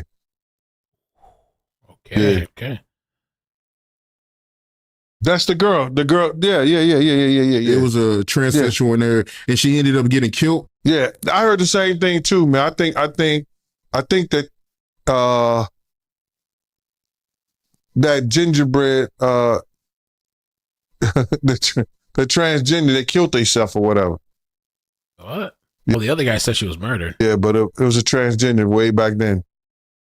And no one knew she was a transsexual. I guess not. Or somebody did know that, but didn't tell the artist. They played like that, man. That was what was that it wasn't Hype Williams, was it? It was one of those guys who was big at that time and they was doing all kind of videos. What's the director that did the video? Was it Hype Williams or that other guy? Benny Medina, Benny. All right, let me give you some updates from inside the courtroom. Now, this is starting from an hour ago, and I'm going to read it up to now so we know everything that's going on. So it says Sean Combs is sitting at the defense table in a black shirt with 2 U.S. Marshals standing behind him and his lawyer, Mark Agnifilo. Prosecutor's table is full, stacked. Let's see. All rise. The judge's name is Robin F. Tarnowski, presiding. Okay. The judge says you have the right to be represented by a lawyer for this proceeding and any questioning by authorities. The indictment has 3 counts of racketeering, conspiracy, including sex trafficking, forced labor and bribery, arson, and obstruction of justice. Judge, victim 1 was forced to engage in these acts, sexual acts. You are charged with knowingly transporting an individual to engage in prostitution. Did you receive a copy? The attorney for Puffy says yes. And how do you plead? Not guilty. So we knew that. The judge asking if they have a set conference date, and they said yes, September 24th, 10 a.m. I don't know if we can just take a note of this. Puffy. Let me just see if I can see her.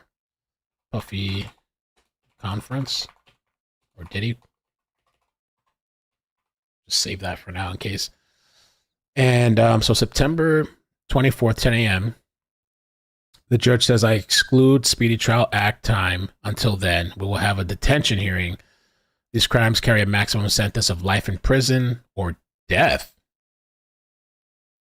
These crimes carry a maximum sentence of life in prison or death. There's a risk of flight, and that person will obstruct justice or this is the attorney, I think, saying AUSA Johnson will obstruct justice or attempt to intimidate a witness. This is a presumption case based on sex trafficking. The judge says, Mr. Combs, the government bears the burden of establishing that you are a danger to the community, government. The attorney says the defendant, Sean Combs, abused victims for decades. He used vast resources of his company to commit and cover up these crimes. Pretrial services agrees he should be detained after interviewing him. He's facing significant charges with mandatory prison time. Okay, we request an order of detention.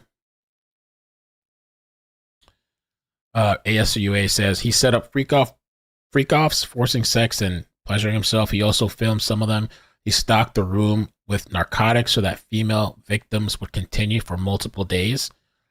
The attorney continues, the defendant committed other physical assaults, kidnapping, and arson. He surrounded himself with and use of firearms, including 3 defaced AR-15s we seized, 1 in LA, 2 in Miami, in his bedroom closet. We're up to 50 minutes ago. We're still catching up. The indictment charges bribery and obstruction of justice. Let me give an example. March 5th, 2015, at the Intercontinental Hotel in LA, disclosed in May of this year. This incident is critical. It is recorded example of use of force. The victim sought to leave a freak-off party. He assaulted her. You wrote that wrong. When hotel security was helping the victim leave the hotel, the defendant attempted to bribe the officer with a handful of cash. The guard refused. The defendant tried to get the video. The video disappeared from the hotel servers. We kind of talked and covered all this. It's not a coincidence. The cover-up continued for another 7 years. There was a civil lawsuit in mid-November 2023 that detailed the assault at the Intercontinental. The defendant denied it, called it lies. Fast forward to the video being publicized, then the defendant admitted he was involved in the assault. It is clear you cannot believe him when he denied things. Make no mistake, March 5th is just one example of there are of numerous assaults, choking, etc. The freak-off activity is the core of the case. The risk of danger in this case is acute. There has been spontaneous violence, so it is difficult to craft any conditions for release. It's this long-standing pattern of abuse entirely undeterred. Witnesses have been interviewed, or witnesses we have interviewed have universally expressed fear. Okay, they're afraid. The defendant has contacted witnesses who received grand jury subpoenas. He contacted at least one victim. The constant contact with witnesses on September 10th, a week ago, Don Richard sued. Before September 14, statement by Ms. Harper, the defendant called her 54 times in one day. Wow. Some of the way in which the defendant contacts victims and witnesses are meant to evade. He uses intermediaries, which we covered all this just earlier. And let's see. The defendant cannot overcome the presumption on obstruction. Courts have revoked bail in this circuit. LaFontaine, they're not saying Diddy had his bail revoked. They're giving an example of a different situation in this other court. Feeding a false narrative. R. Kelly was detained. Jeffrey Epstein was detained on conduct going much further back in time. Keith Raniere detained on all three grounds, even though the violence was committed by others. His incentive to flee changed when he was arrested last night. I don't know who this Keith Raniere is. Who's that? Let me look it up. Keith Raniere. Is an American cult leader who was convicted of a pattern of racketeering activity, including human trafficking, sex offenses, and fraud. Okay. He's a purported self-help, multi-level marketing company offering personal development and seminars, headquartered in Albany, New York. Wow. Okay. So they're using him as an example as well. What's all those documents? Is that the Diddy files? Yeah, they're rolling out the Diddy files? What is that? Ugh. Okay, I'm gonna keep reading, but we'll see if they. I'm at 38 minutes before, so I'm taking you through some of the transcripts, some of the things that was going on in the courtroom. I found a reporter that has this information. So his incentive to flee changed when he was arrested last night. The defendant is a wealthy man. It allows him to flee quickly without detection. His counsel have taken steps to minimize flight risk to set him up for the argument made today. But then his incentives were entirely different. He flew to New York 2 weeks ago. He had what appears to be narcotics found in his hotel last night. Okay, we just talked about it. So this dude, the feds are looking into him. Hell's raining down upon him. He knows they're going to arrest him. And he's in his hotel last night, right when they arrested him. And they found this pink powder. It says it tested positive for ecstasy and other drugs. Okay. This is the Heartland detention case. This package is woefully inadequate. Only focuses on a flight risk. The government has spoken to over 50 witnesses. We have sworn out warrants for cloud accounts. The search have yielded 90 cell phones and 30 other devices, including surveillance system. The freak-offs are corroborated. 300 grand jury subpoenas. The defendant poses a danger to these proceedings through obstruction. He should be detained pending trial. The judge says, Mr. Angifalo, with a question mark, and this is Diddy's attorney. He replies, I'm going to address the government's letter, but first, on September 5th, Mr. Combs flew to New York. So this is 30 minutes ago now. We're catching up to what was happening in the courtroom. Diddy's attorney says, we could tell an indictment was coming in the fall from our meetings with the prosecutor's chiefs. My client flew to New York. I told the prosecutors I'd like him to have the opportunity to turn himself in. We got involved in this case March 2024. We've been doing our own investigation. On March 13, I reached out to my colleagues at the U.S. Attorney's Office and asked to meet. The November 2023 lawsuit seems connected. It got attention. They read the papers.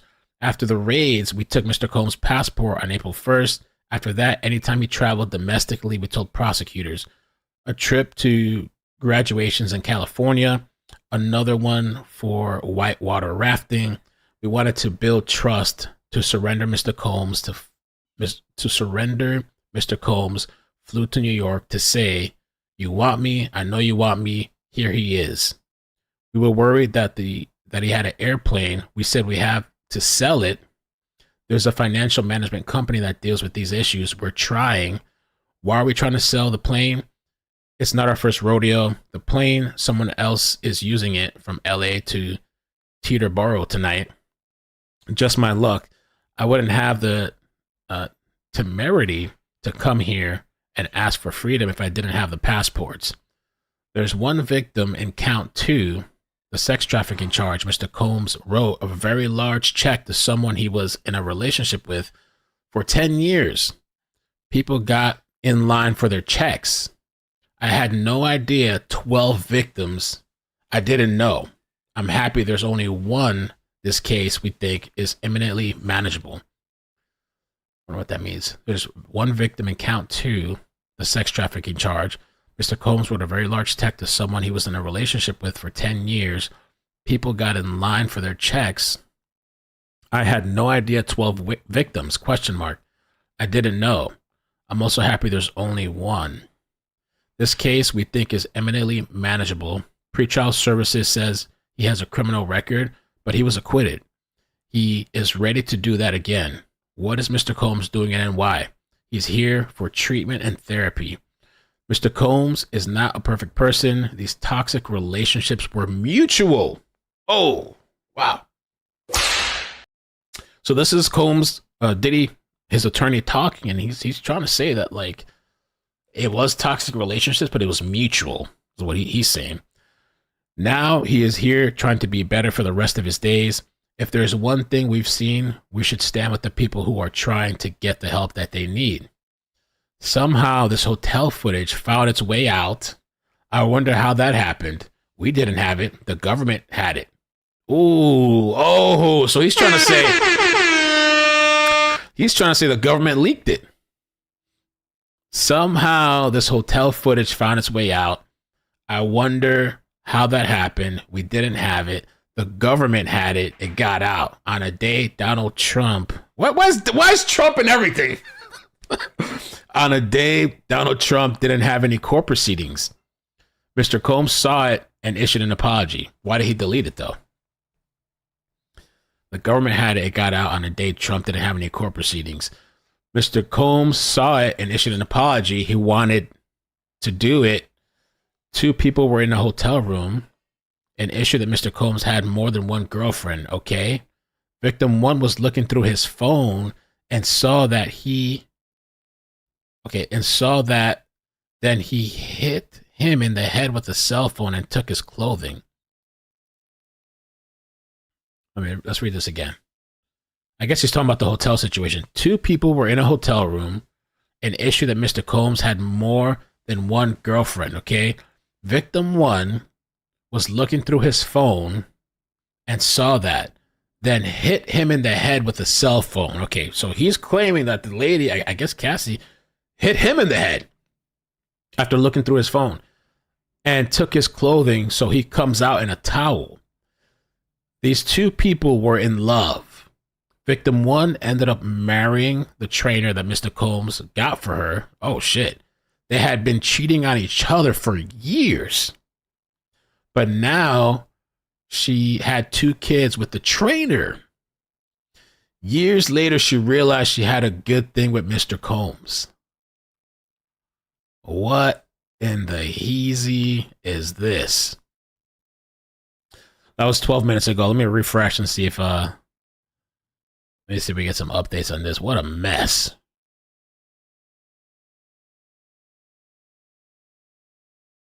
Okay, it does continue. So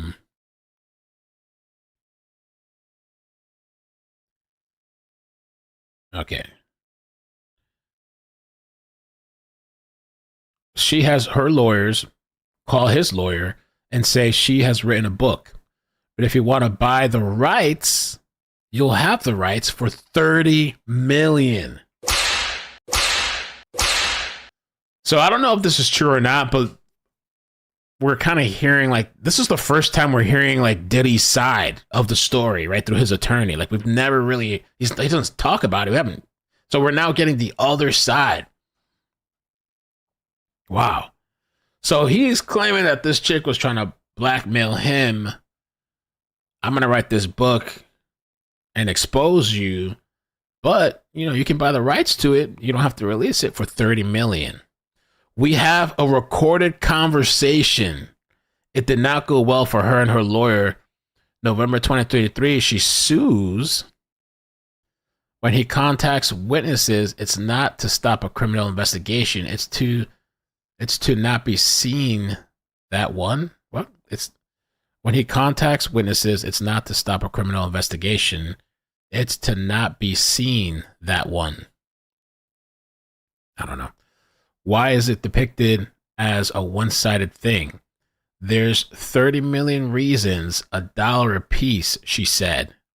I'm going to write a book and you can buy the rights. His lawyer continues and says the Don Richard lawsuit and Mr. Harper from the same band. The lawsuit says he did a couple of inappropriate things. Ms. Harper said that was not my experience. That is not intimidation. It's divergent recollections. There's nothing wrong with that. His attorney continues and says, I'm not even sure Don Richard is a witness in this case. My client has done a darn thing. We have interviewed at least 6 of these males.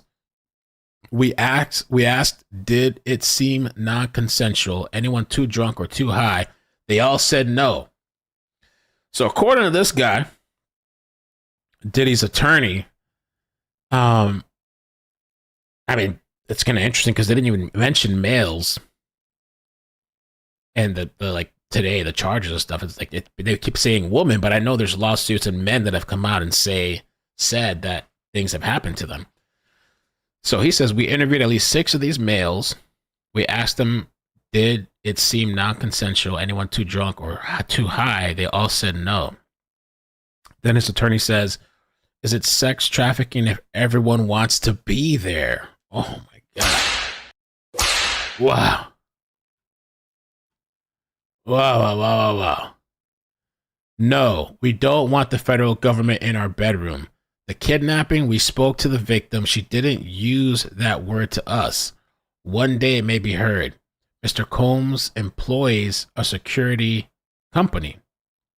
Mr. Combs has nothing to do with how guns are kept in his house. He needs security in the sections of LA and Miami he lives in. Did they do it wrong? Not for us to say. Not his gun. R. Kelly, that involved children. They cannot consent. Yo, he's snapping back. Jeffrey Epstein, children. Keith Rainier, children. We have a substantial bail package. Some family members are here. They love him. A $50 million bond secured by a $48 million piece of property on August 20th.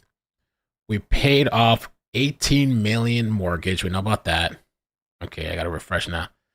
This is so interesting. Okay, let's see. Okay. So they paid off $18 million on the mortgage, the $48 million property, so it's fully paid off for the $50 bond. It's the house, I guess, in Miami. One day we'll have a fair trial. We have substantial defenses to come. We have substantial defenses to each of these charges. Mr. Combs is handling this head on. He's become a punching bag. He's built businesses from scratch. His father was killed when he was 2 years old. He earned all of it. And then he says, Mr. Combs has earned this court's trust. I have nothing else to say. The judge says, Ms. Johnson, any rebuttal? So now the state's coming back. This is a minute ago, so now we're caught up. This is a minute ago. Defense counsel has his critique of law enforcement, but he has not rebutted the presumption that the defendant should be detained. He has not rebutted the presumption that the defendant should be detained. Okay. Let me refresh it. So the prosecution said their piece. The defense said their piece. Now there's a chance for them to rebuttal. Let's see here. 3 days after the November 2023 lawsuit, the defendant is recorded saying he doesn't want to talk on the phone. It might be tapped. He uses armed security with defaced AR-15 stored in the defendant's personal closet. Absurd. Let's gotta keep refreshing. Let me put it in the chat so I get a little poll. What you guys think was gonna be the will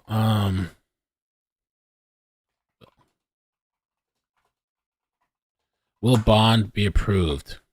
Yes or no? Do a little poll.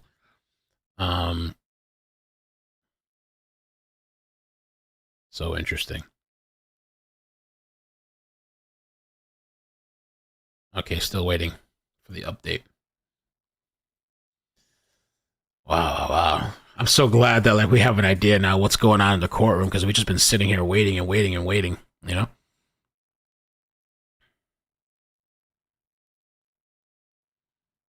I'm waiting for the next update. It looks like they're about to wrap up.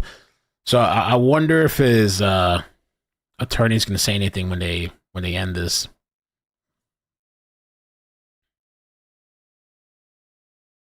Here we go, another update. For the record, we're proceeding on a theory of lack of consent, that she was coerced to participate in those sex acts. So the judge says he wouldn't be a danger, would he, if he only engaged in these behaviors with consenting adults. And the attorney says, we have the hallway video. Proceeding on a theory, lack of consent, that she was coerced to participate in those sex acts. Judge said he wouldn't be a danger, would he, only if he engaged in the behaviors, that's true, with consenting adults. But because he's, supposedly these people are not consenting, I guess they're trying to say maybe it's a danger to the public.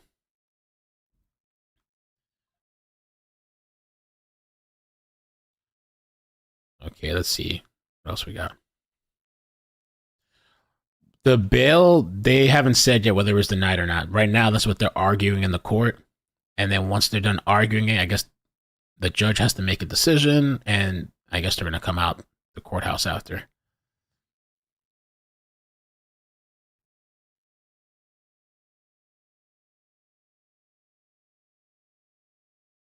Let's see. We have the hallway video. Somebody said, wow, where's the judge going? I don't know, man. I don't think they'll give him bond. I don't know. I don't think they will.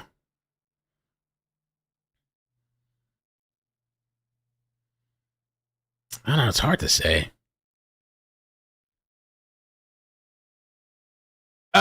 Somebody said, just point out the 1,000 bottles of baby oil indicate that the defendant is very slippery. Yo.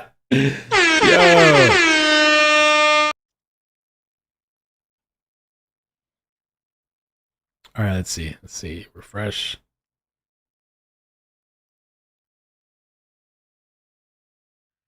Last message was, we have the hallway video. Money talks. It does, right? When you got money, that's true. When you got money, oh, the things you can pull off.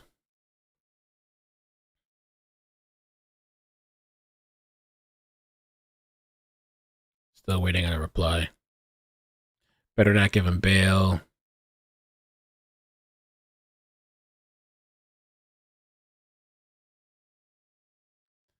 I wonder if this person has a cell phone they're typing it up on, or a computer in the courtroom.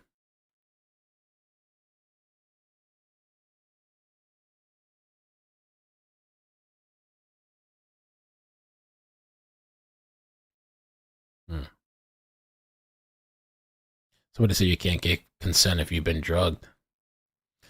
Well, I guess they're trying to argue like they willingly took the drugs, but I don't know, man, because like once you take it and you're so messed up and whatever, I don't know, I guess you can't really consent when you're like really messed up or whatever. I mean, they're claiming there's a lot of intimidation and the videos and all this stuff. But the attorney is trying to say that these people are willing participants and that the toxicity went both ways. That's what he's trying to say. And he's also saying that this lady tried to blackmail him with the book. I don't know. Insane, man.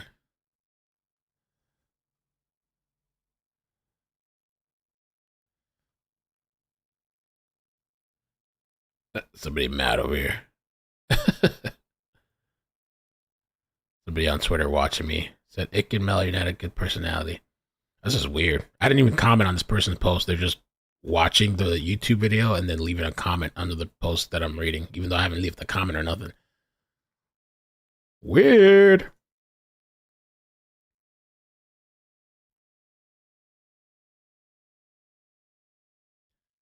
All right, let's see. Still waiting for an update. Okay, we got an update. So now Diddy's attorney is talking and says this is a slippery slope. Slippery slope, right? All this thousands of whatever lube, baby oil. The government is going to say she was coerced. She had to say that to go for the $30 million. We have a serious bail package. I hope Your Honor can see that Mr. Combs has done things to show that he is trustworthy. Okay, I guess we're getting close to wrapping it up. I hope the judge just decides right now.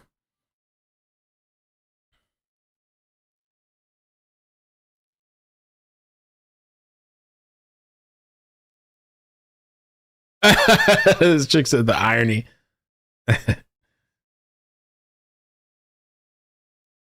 All right, we're waiting. See what the judge says.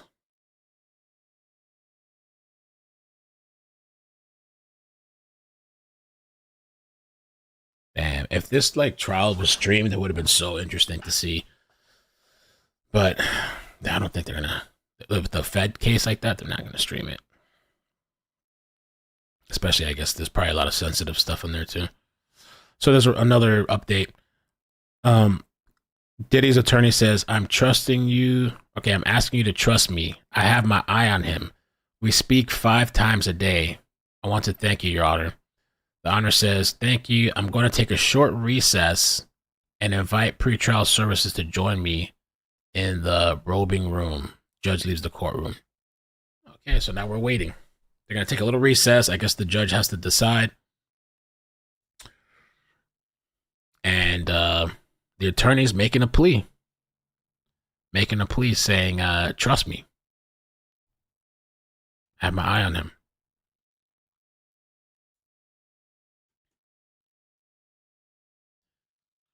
So we'll wait now, short recess. I guess in the meantime, while we wait, we find another video. Benny something? Diddy. I mean, if Diddy gets out on bail, he's probably going to be popping his pills and chilling. And I mean, he could have everything delivered to him, his drugs and, yeah.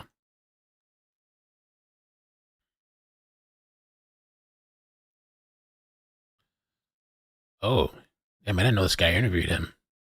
Podcast. Listen, this is what happened. I say, yo, Big, somebody gonna try to come kill us tonight. What caused you to flip on him? Well, you would say flip on him, but I would say let people know what's happening and the truth behind it. Do you think Diddy was an FBI informant? Puff was seeing a federal agent in D.C. Wow, that's way before he becomes somebody. He's doing a lot of things in D.C., and I think it was possibly because there was an incident where some people died.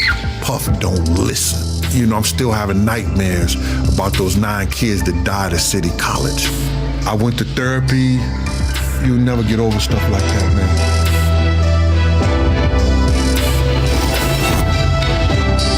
Before he was famous in the streets of New York, and all of a sudden you and your crew jump him literally to join a gang. You see him go from being a guy putting the parties, and then all of a sudden gets bigger and bigger and bigger. Then you start seeing him really become a star, then a superstar, and you're there from 1990 to 97, and then you're in the car, you're driving Biggie, and Biggie gets shot. You're there to see what takes place, and you're speaking to him when you're going to the hospital, and you have the conversation with him.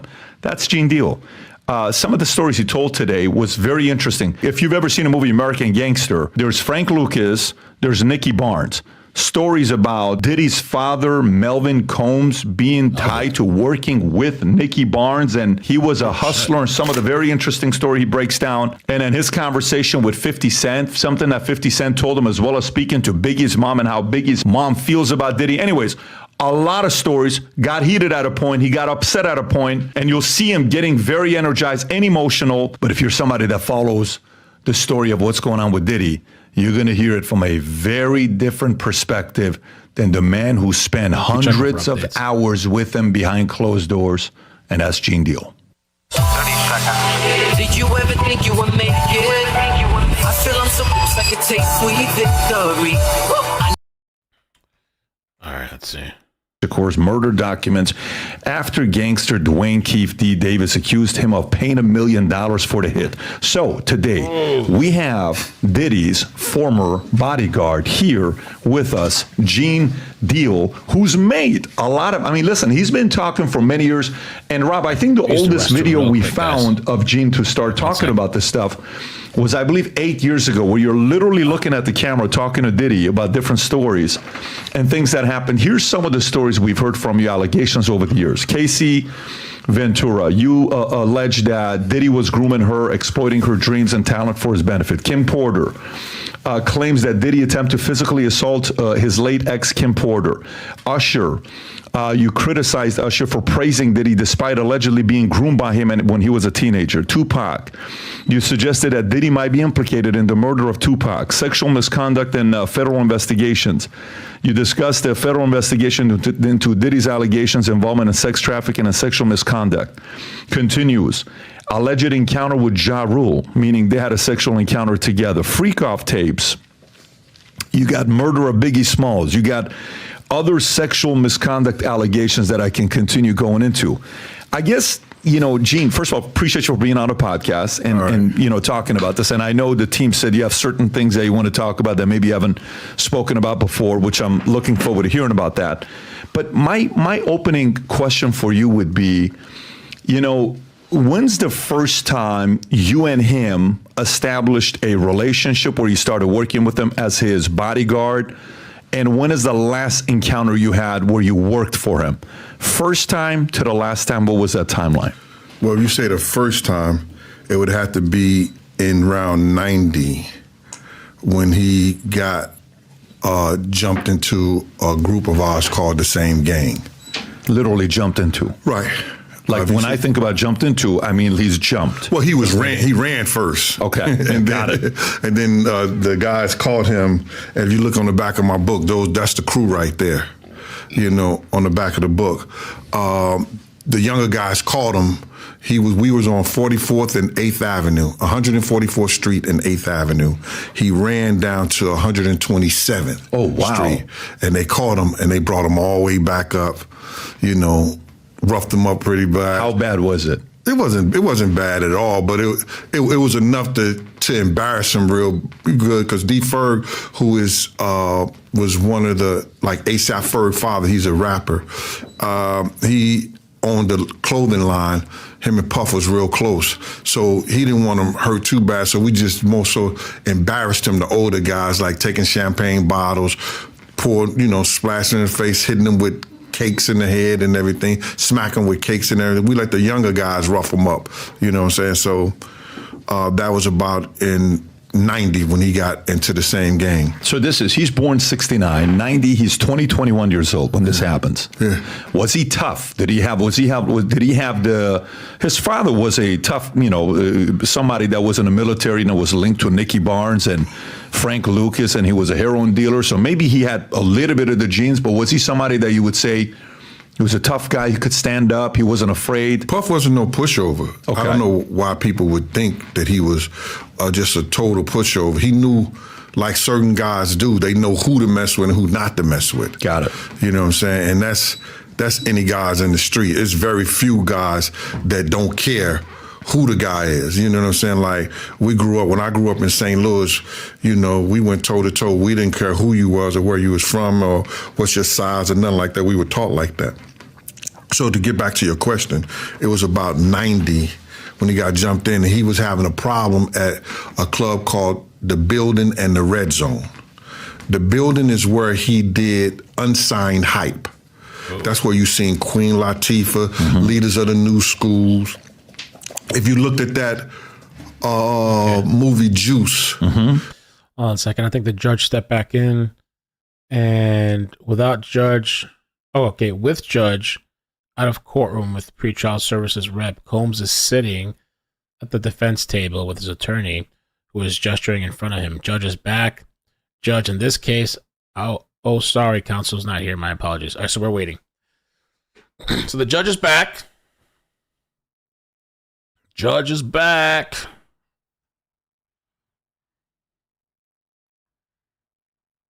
Let's see. I want to know.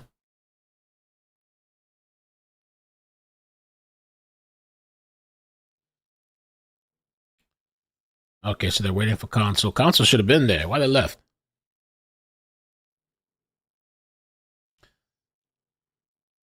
If you guys could help me out with the like button, I'd appreciate that. Help out the algorithm.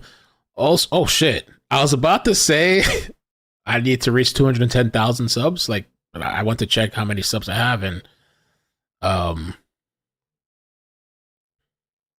have the 210. So thank you.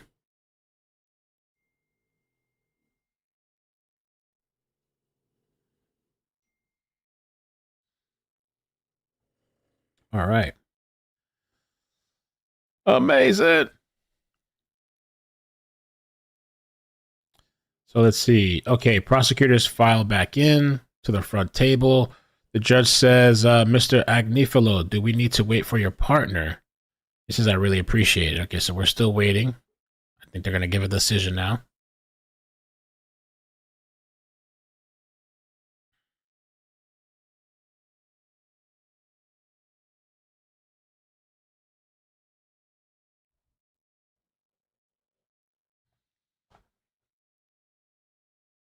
Waiting.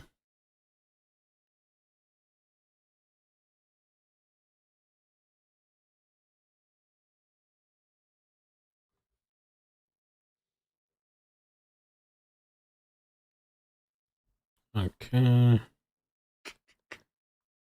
Still waiting.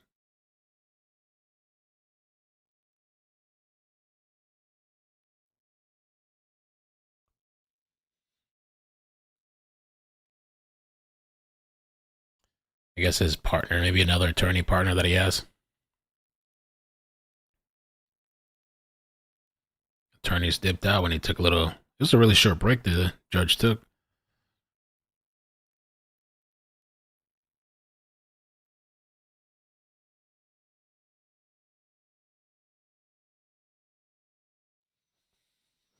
Thank you so much for the subscribes. Appreciate it.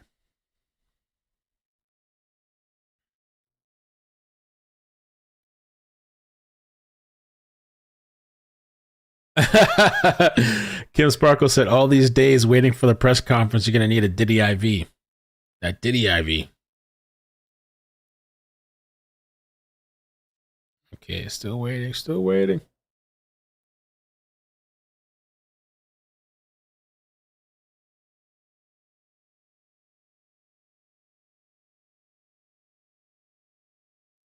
So as far as the poll, it says we had almost 1,900 votes.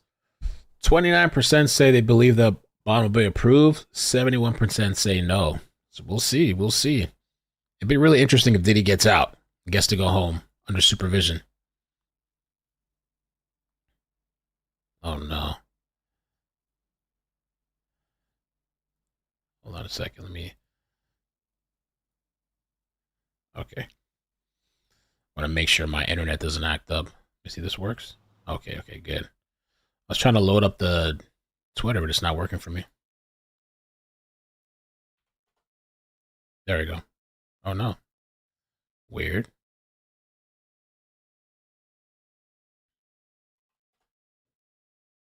Okay. It's Google Chrome doing it. Okay. So the judge says, in this case, I find the presumption has not been rebutted. So Sean Combs will be detained. Ooh.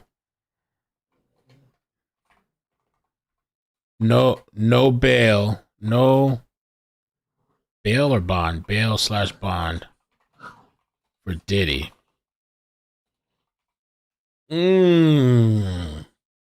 Oh.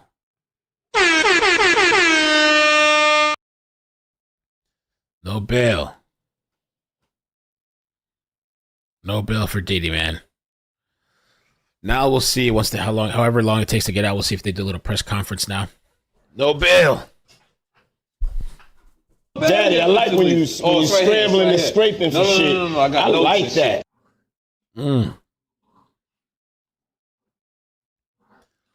Mamma mia.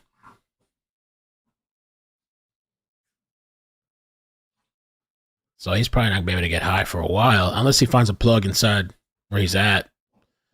But it might be hard, right? It's a federal thing. Somebody said, thank God the streets are a lot safer, so no bond.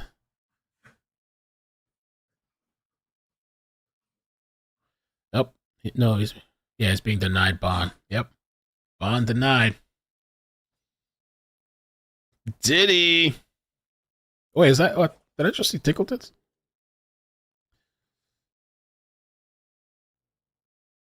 I knew I saw the name. Very cool.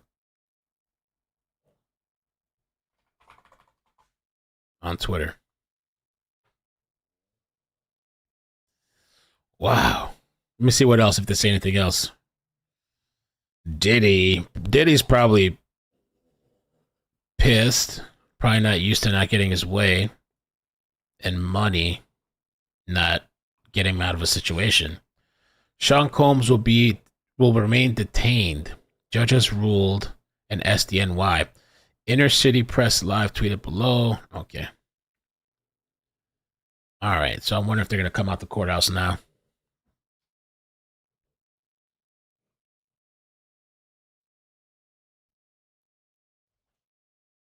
This is what it looks like outside of the courthouse. That's what we're looking at. We're looking at the microphones, but behind the microphones, a lot of media outside, everybody waiting. I wonder if his attorney's going to say anything. I wonder if Diddy has support out there besides his family. Like, is there any bad boy entertainment supporters out there? Take that.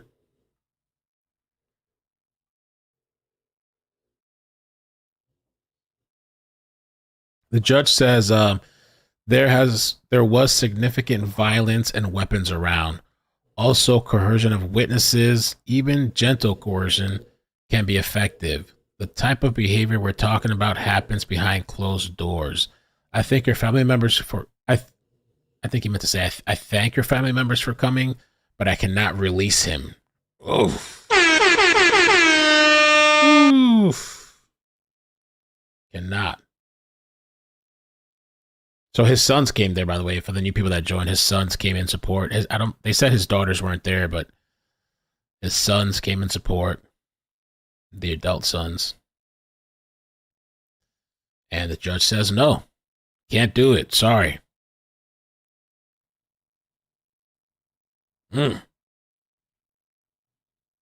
So I guess they're going to put him in handcuffs from here. So it must be, I'm wondering who's going to do the presser, the attorney, the prosecution, the defense, or both. Let's see if the judge said anything else.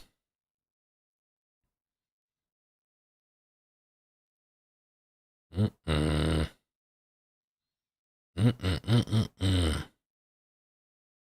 attorney was like, just trust me.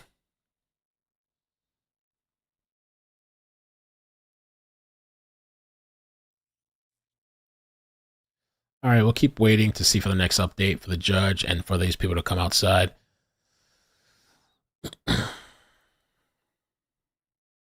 And I'll play a little bit. Well, they did the DJ was playing. They had the DJ contest. That was the building, and they filmed it there. So Puff was actually doing the unsigned hype in that place, and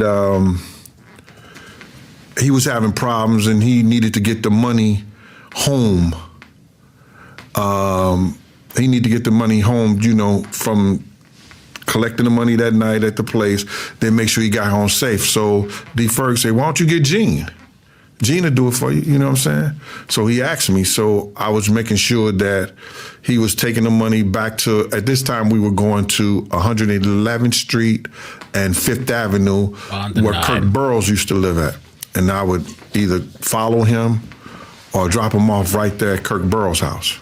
Now, at this point, is Diddy making money or not yet? No, he's not making money like What's that. he doing? What kind of money is he pushing? What is he? I couldn't tell you that, man, finances, but I could tell you that he was doing parties and he worked for Uptown Records. Got it. You know what I'm saying? I don't know the revenue in which he was. But he's not yet a millionaire. He's not yet driving the cars and the, you know, all that. He had a Cabriolet. A Volkswagen. Yeah. Cabriolet. That's literally what he drove? Yeah, that's what he drove. Okay. It was convertible. What did he say? So for you, Gene, at the time, who are you in 1990? Are you somebody with a reputation? And if yes, what's your reputation in 90? Well, I helped start the same gang. That's the crew that we had. It was me, Mike Owens, they call him Mike Cock at the time, Rick Dawg. Okay, and the last thing they said, the attorney, for the record, Mr. Combs was arrested last night at 8:25 p.m. The judge says thank you, and we're adjourned. Okay, so the court is done for today. Let's see if they walk outside. Let me see if I find a... I think there's no audio. No.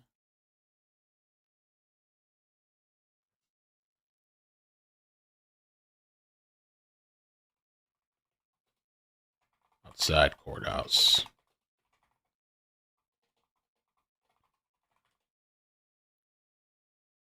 Damn, yo. My thumbnail, isn't that so creepy? Such a creepy picture of Diddy.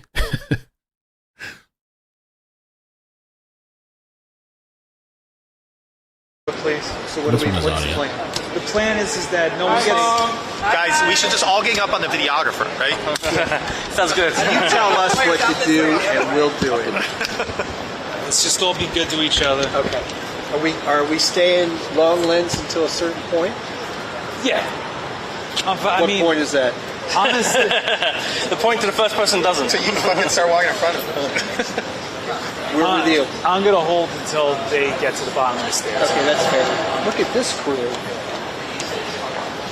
They're all the same. They look like that Robert Palmer video. That's the crew. That's from this case. Undenied. 6 a.m. for this shit. 6 a.m. I know. I'm glad I got here early enough. I'm glad I was on 8. Courtroom always takes okay. Almost.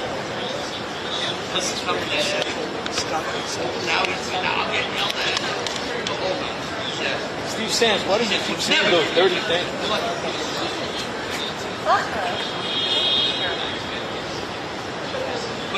I'm sorry. I've had this conversation with you before, Steve. You guys are really gross. I know that's pretty straightforward. Sean Diddy Combs. You gonna run the charity in? You think they're gonna get all fight? Back door shut down? No, just everyone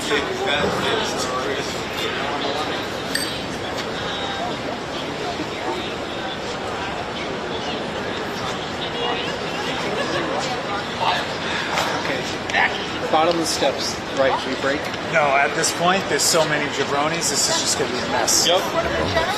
Like, some of us, we know each other and we'll be respectful, but there's too many people I don't know. So at what point do we go wide? The last one. Once you see the first imbecile do it. Okay. Works for me. We said he'd be roommates with Diddy. Or R. Kelly. Go find R. Kelly. Alright, somebody come in here. Okay, yeah, I was here.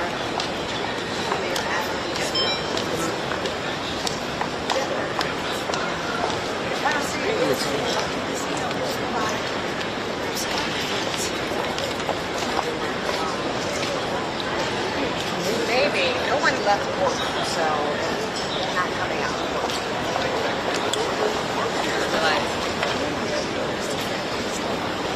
No, you gotta go back to the car. I know, I didn't even think about it. You gotta go back in the car. You're what? Sweating. Sweating. Who's sweating? Should I go to the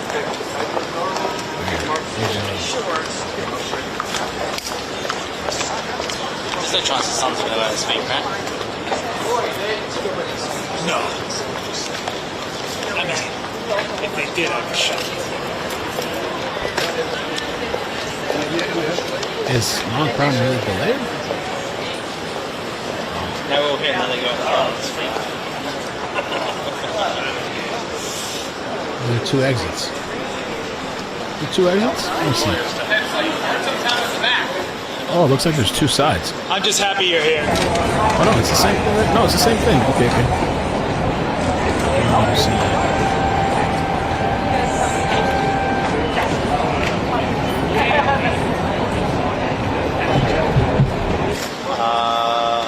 Piano's out there and a party. Come AP are gonna show the cops. They're going to have absolutely no idea what direction to start walking in. That way.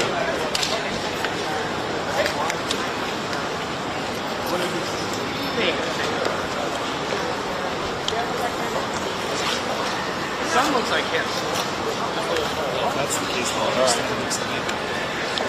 What? They're going to go that direction. I'll stand next to me. Because I like this spot.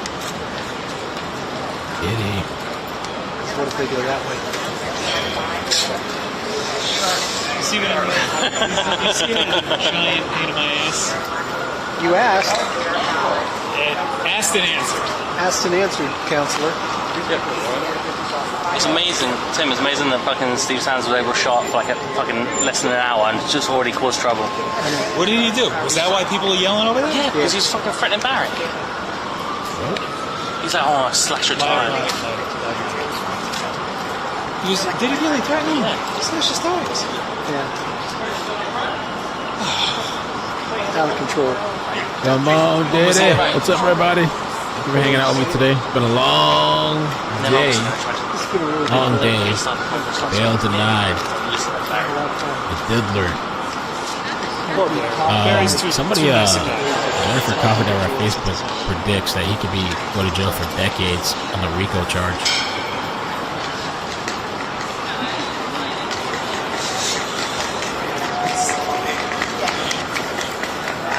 My soul feels like the way he walks. I know. That stride says I've been here for about too long. 20 years. Too long. Too long. Some more tourists checking out the back door. Those are like the universal tourist shorts. That like plaid shorts. Like, you know that the only time that those things come out is when he's not in his own hometown.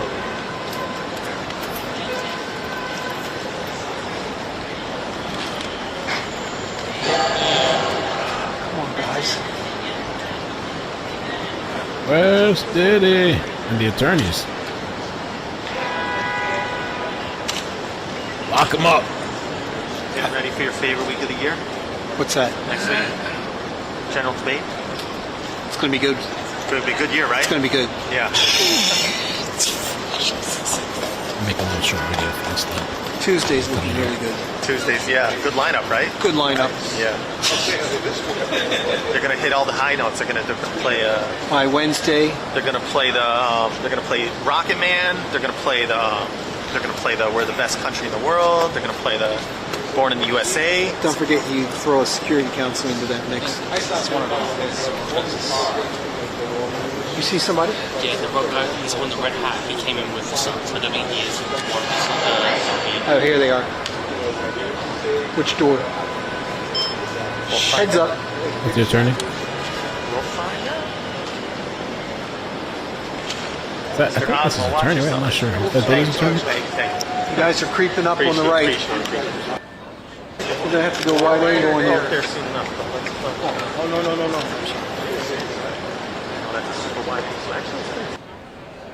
I think we don't have a choice. I think we're going wide open no matter what.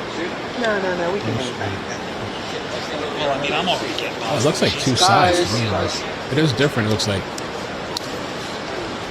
500 Pearl Street. But the long crown one says 200, and this one's like a different thing. It doesn't say 200, I guess. So we'll just watch both cams. This is the guys that lag behind first.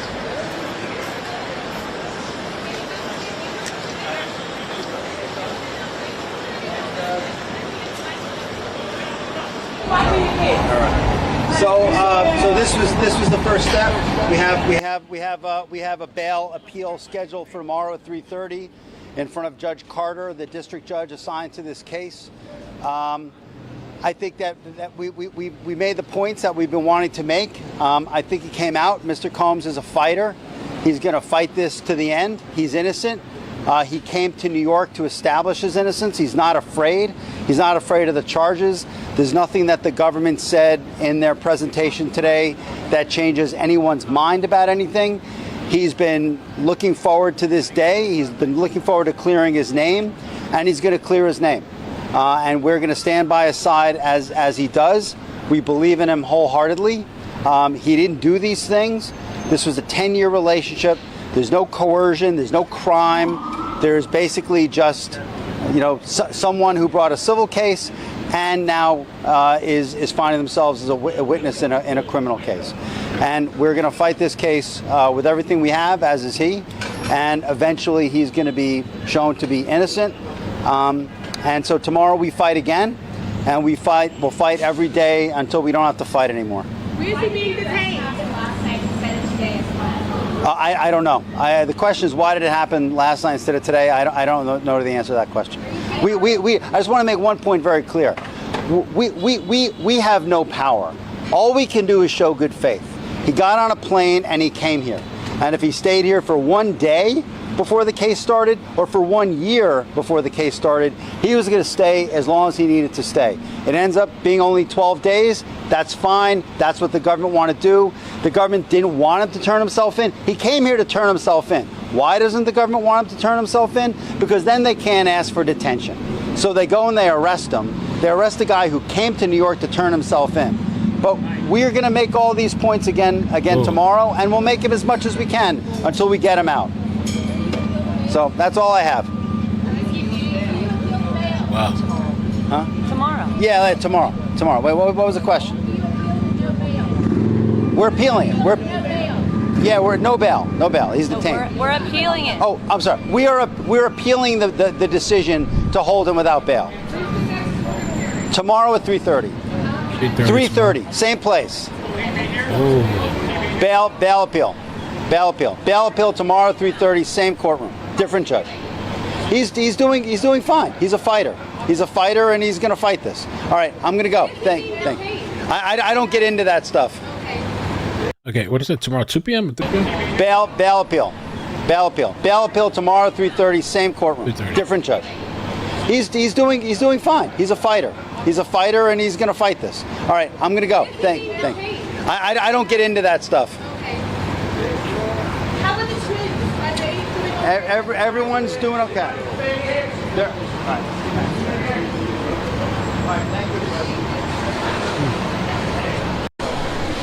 So now I guess we're waiting for the prosecution maybe to come up. know if they're gonna say something, make some comments. But tomorrow, 3:30. Maybe we'll come and check it out tomorrow.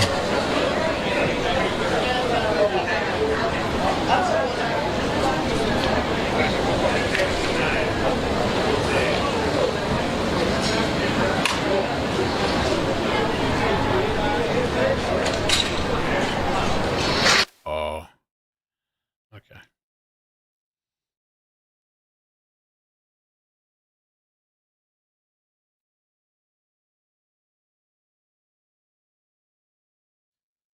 Okay, so we're back to waiting. Oh, check this out. Hold on. Oh, they got Diddy? Oh, this is his family. Hold on, hold on. Bail appeal. Fight into that stuff. Okay. Give us some space. Hey, where's the support? Guys, you got it, bro. You gotta move it. You gotta move it. Use your legs. Where's the support for your father? That's his kids. Are you expecting him to be released today, or are you surprised? Wall. Sorry.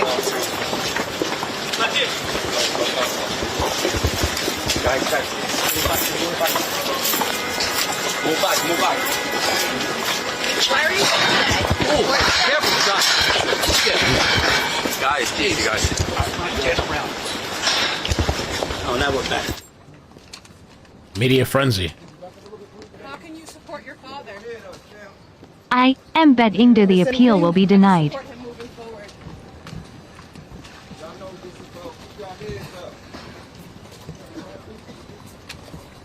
How can you support your father?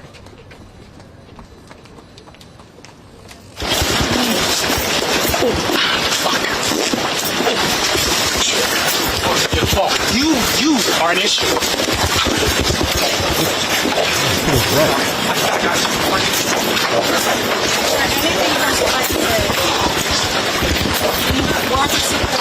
Anything that you'd like for him to hear later? Careful, pedestrians, careful.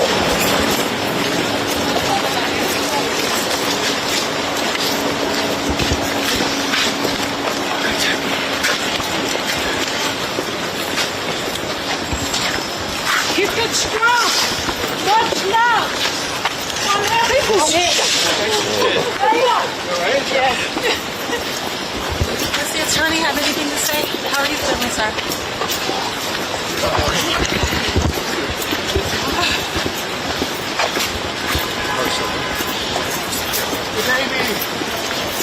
Watch your baby. Is there anything you'd like to share? Any comment? How important was it for you and your brothers and your cousins to be here today?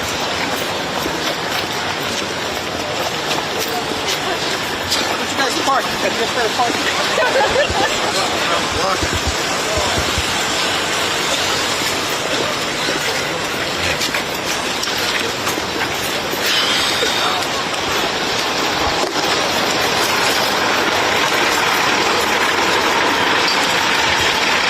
It's weird that he uses the word government and not state, maybe trying to spin a narrative.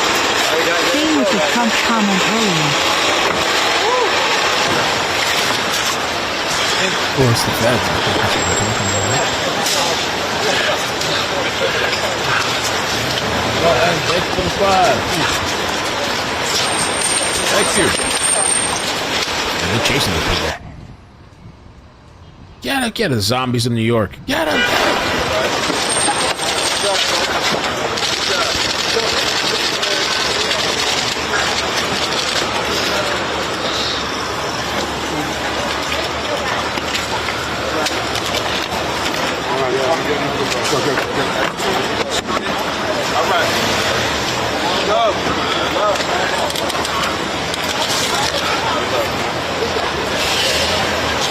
All right, there you go.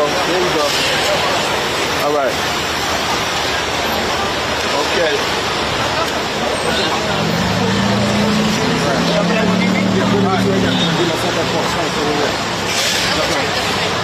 Peek inside. Good job, bro. Good job. Yeah.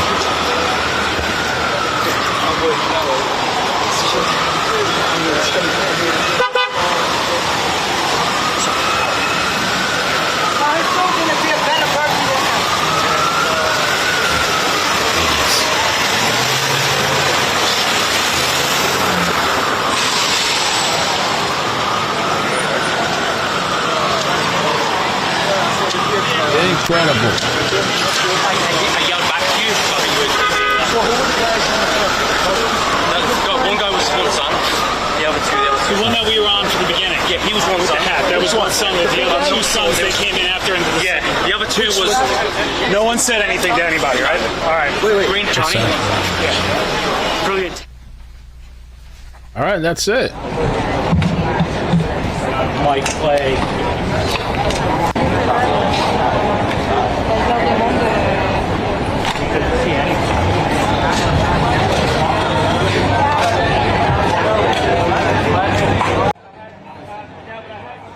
Wow, I guess that's it for now. Prosecution's not gonna say anything. What a day, man. Crazy.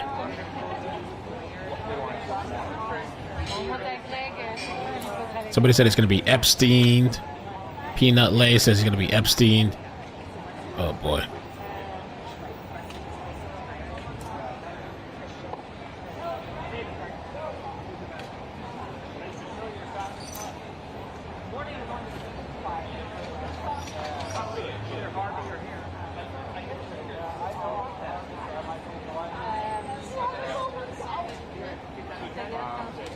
What a day. All day, man. We've been online since this morning. Early morning. I guess that's it. What an interesting day. Thank you guys so much again for hanging out with me. I'm going to take a break. But please, if you wouldn't mind subscribing. Tomorrow, let's try to check it out at 3:30 tomorrow. Because maybe we can get some transcripts of the appeal. I don't think he's going to get the appeal. But I don't know. The attorney seems hopeful and saying it's a different judge.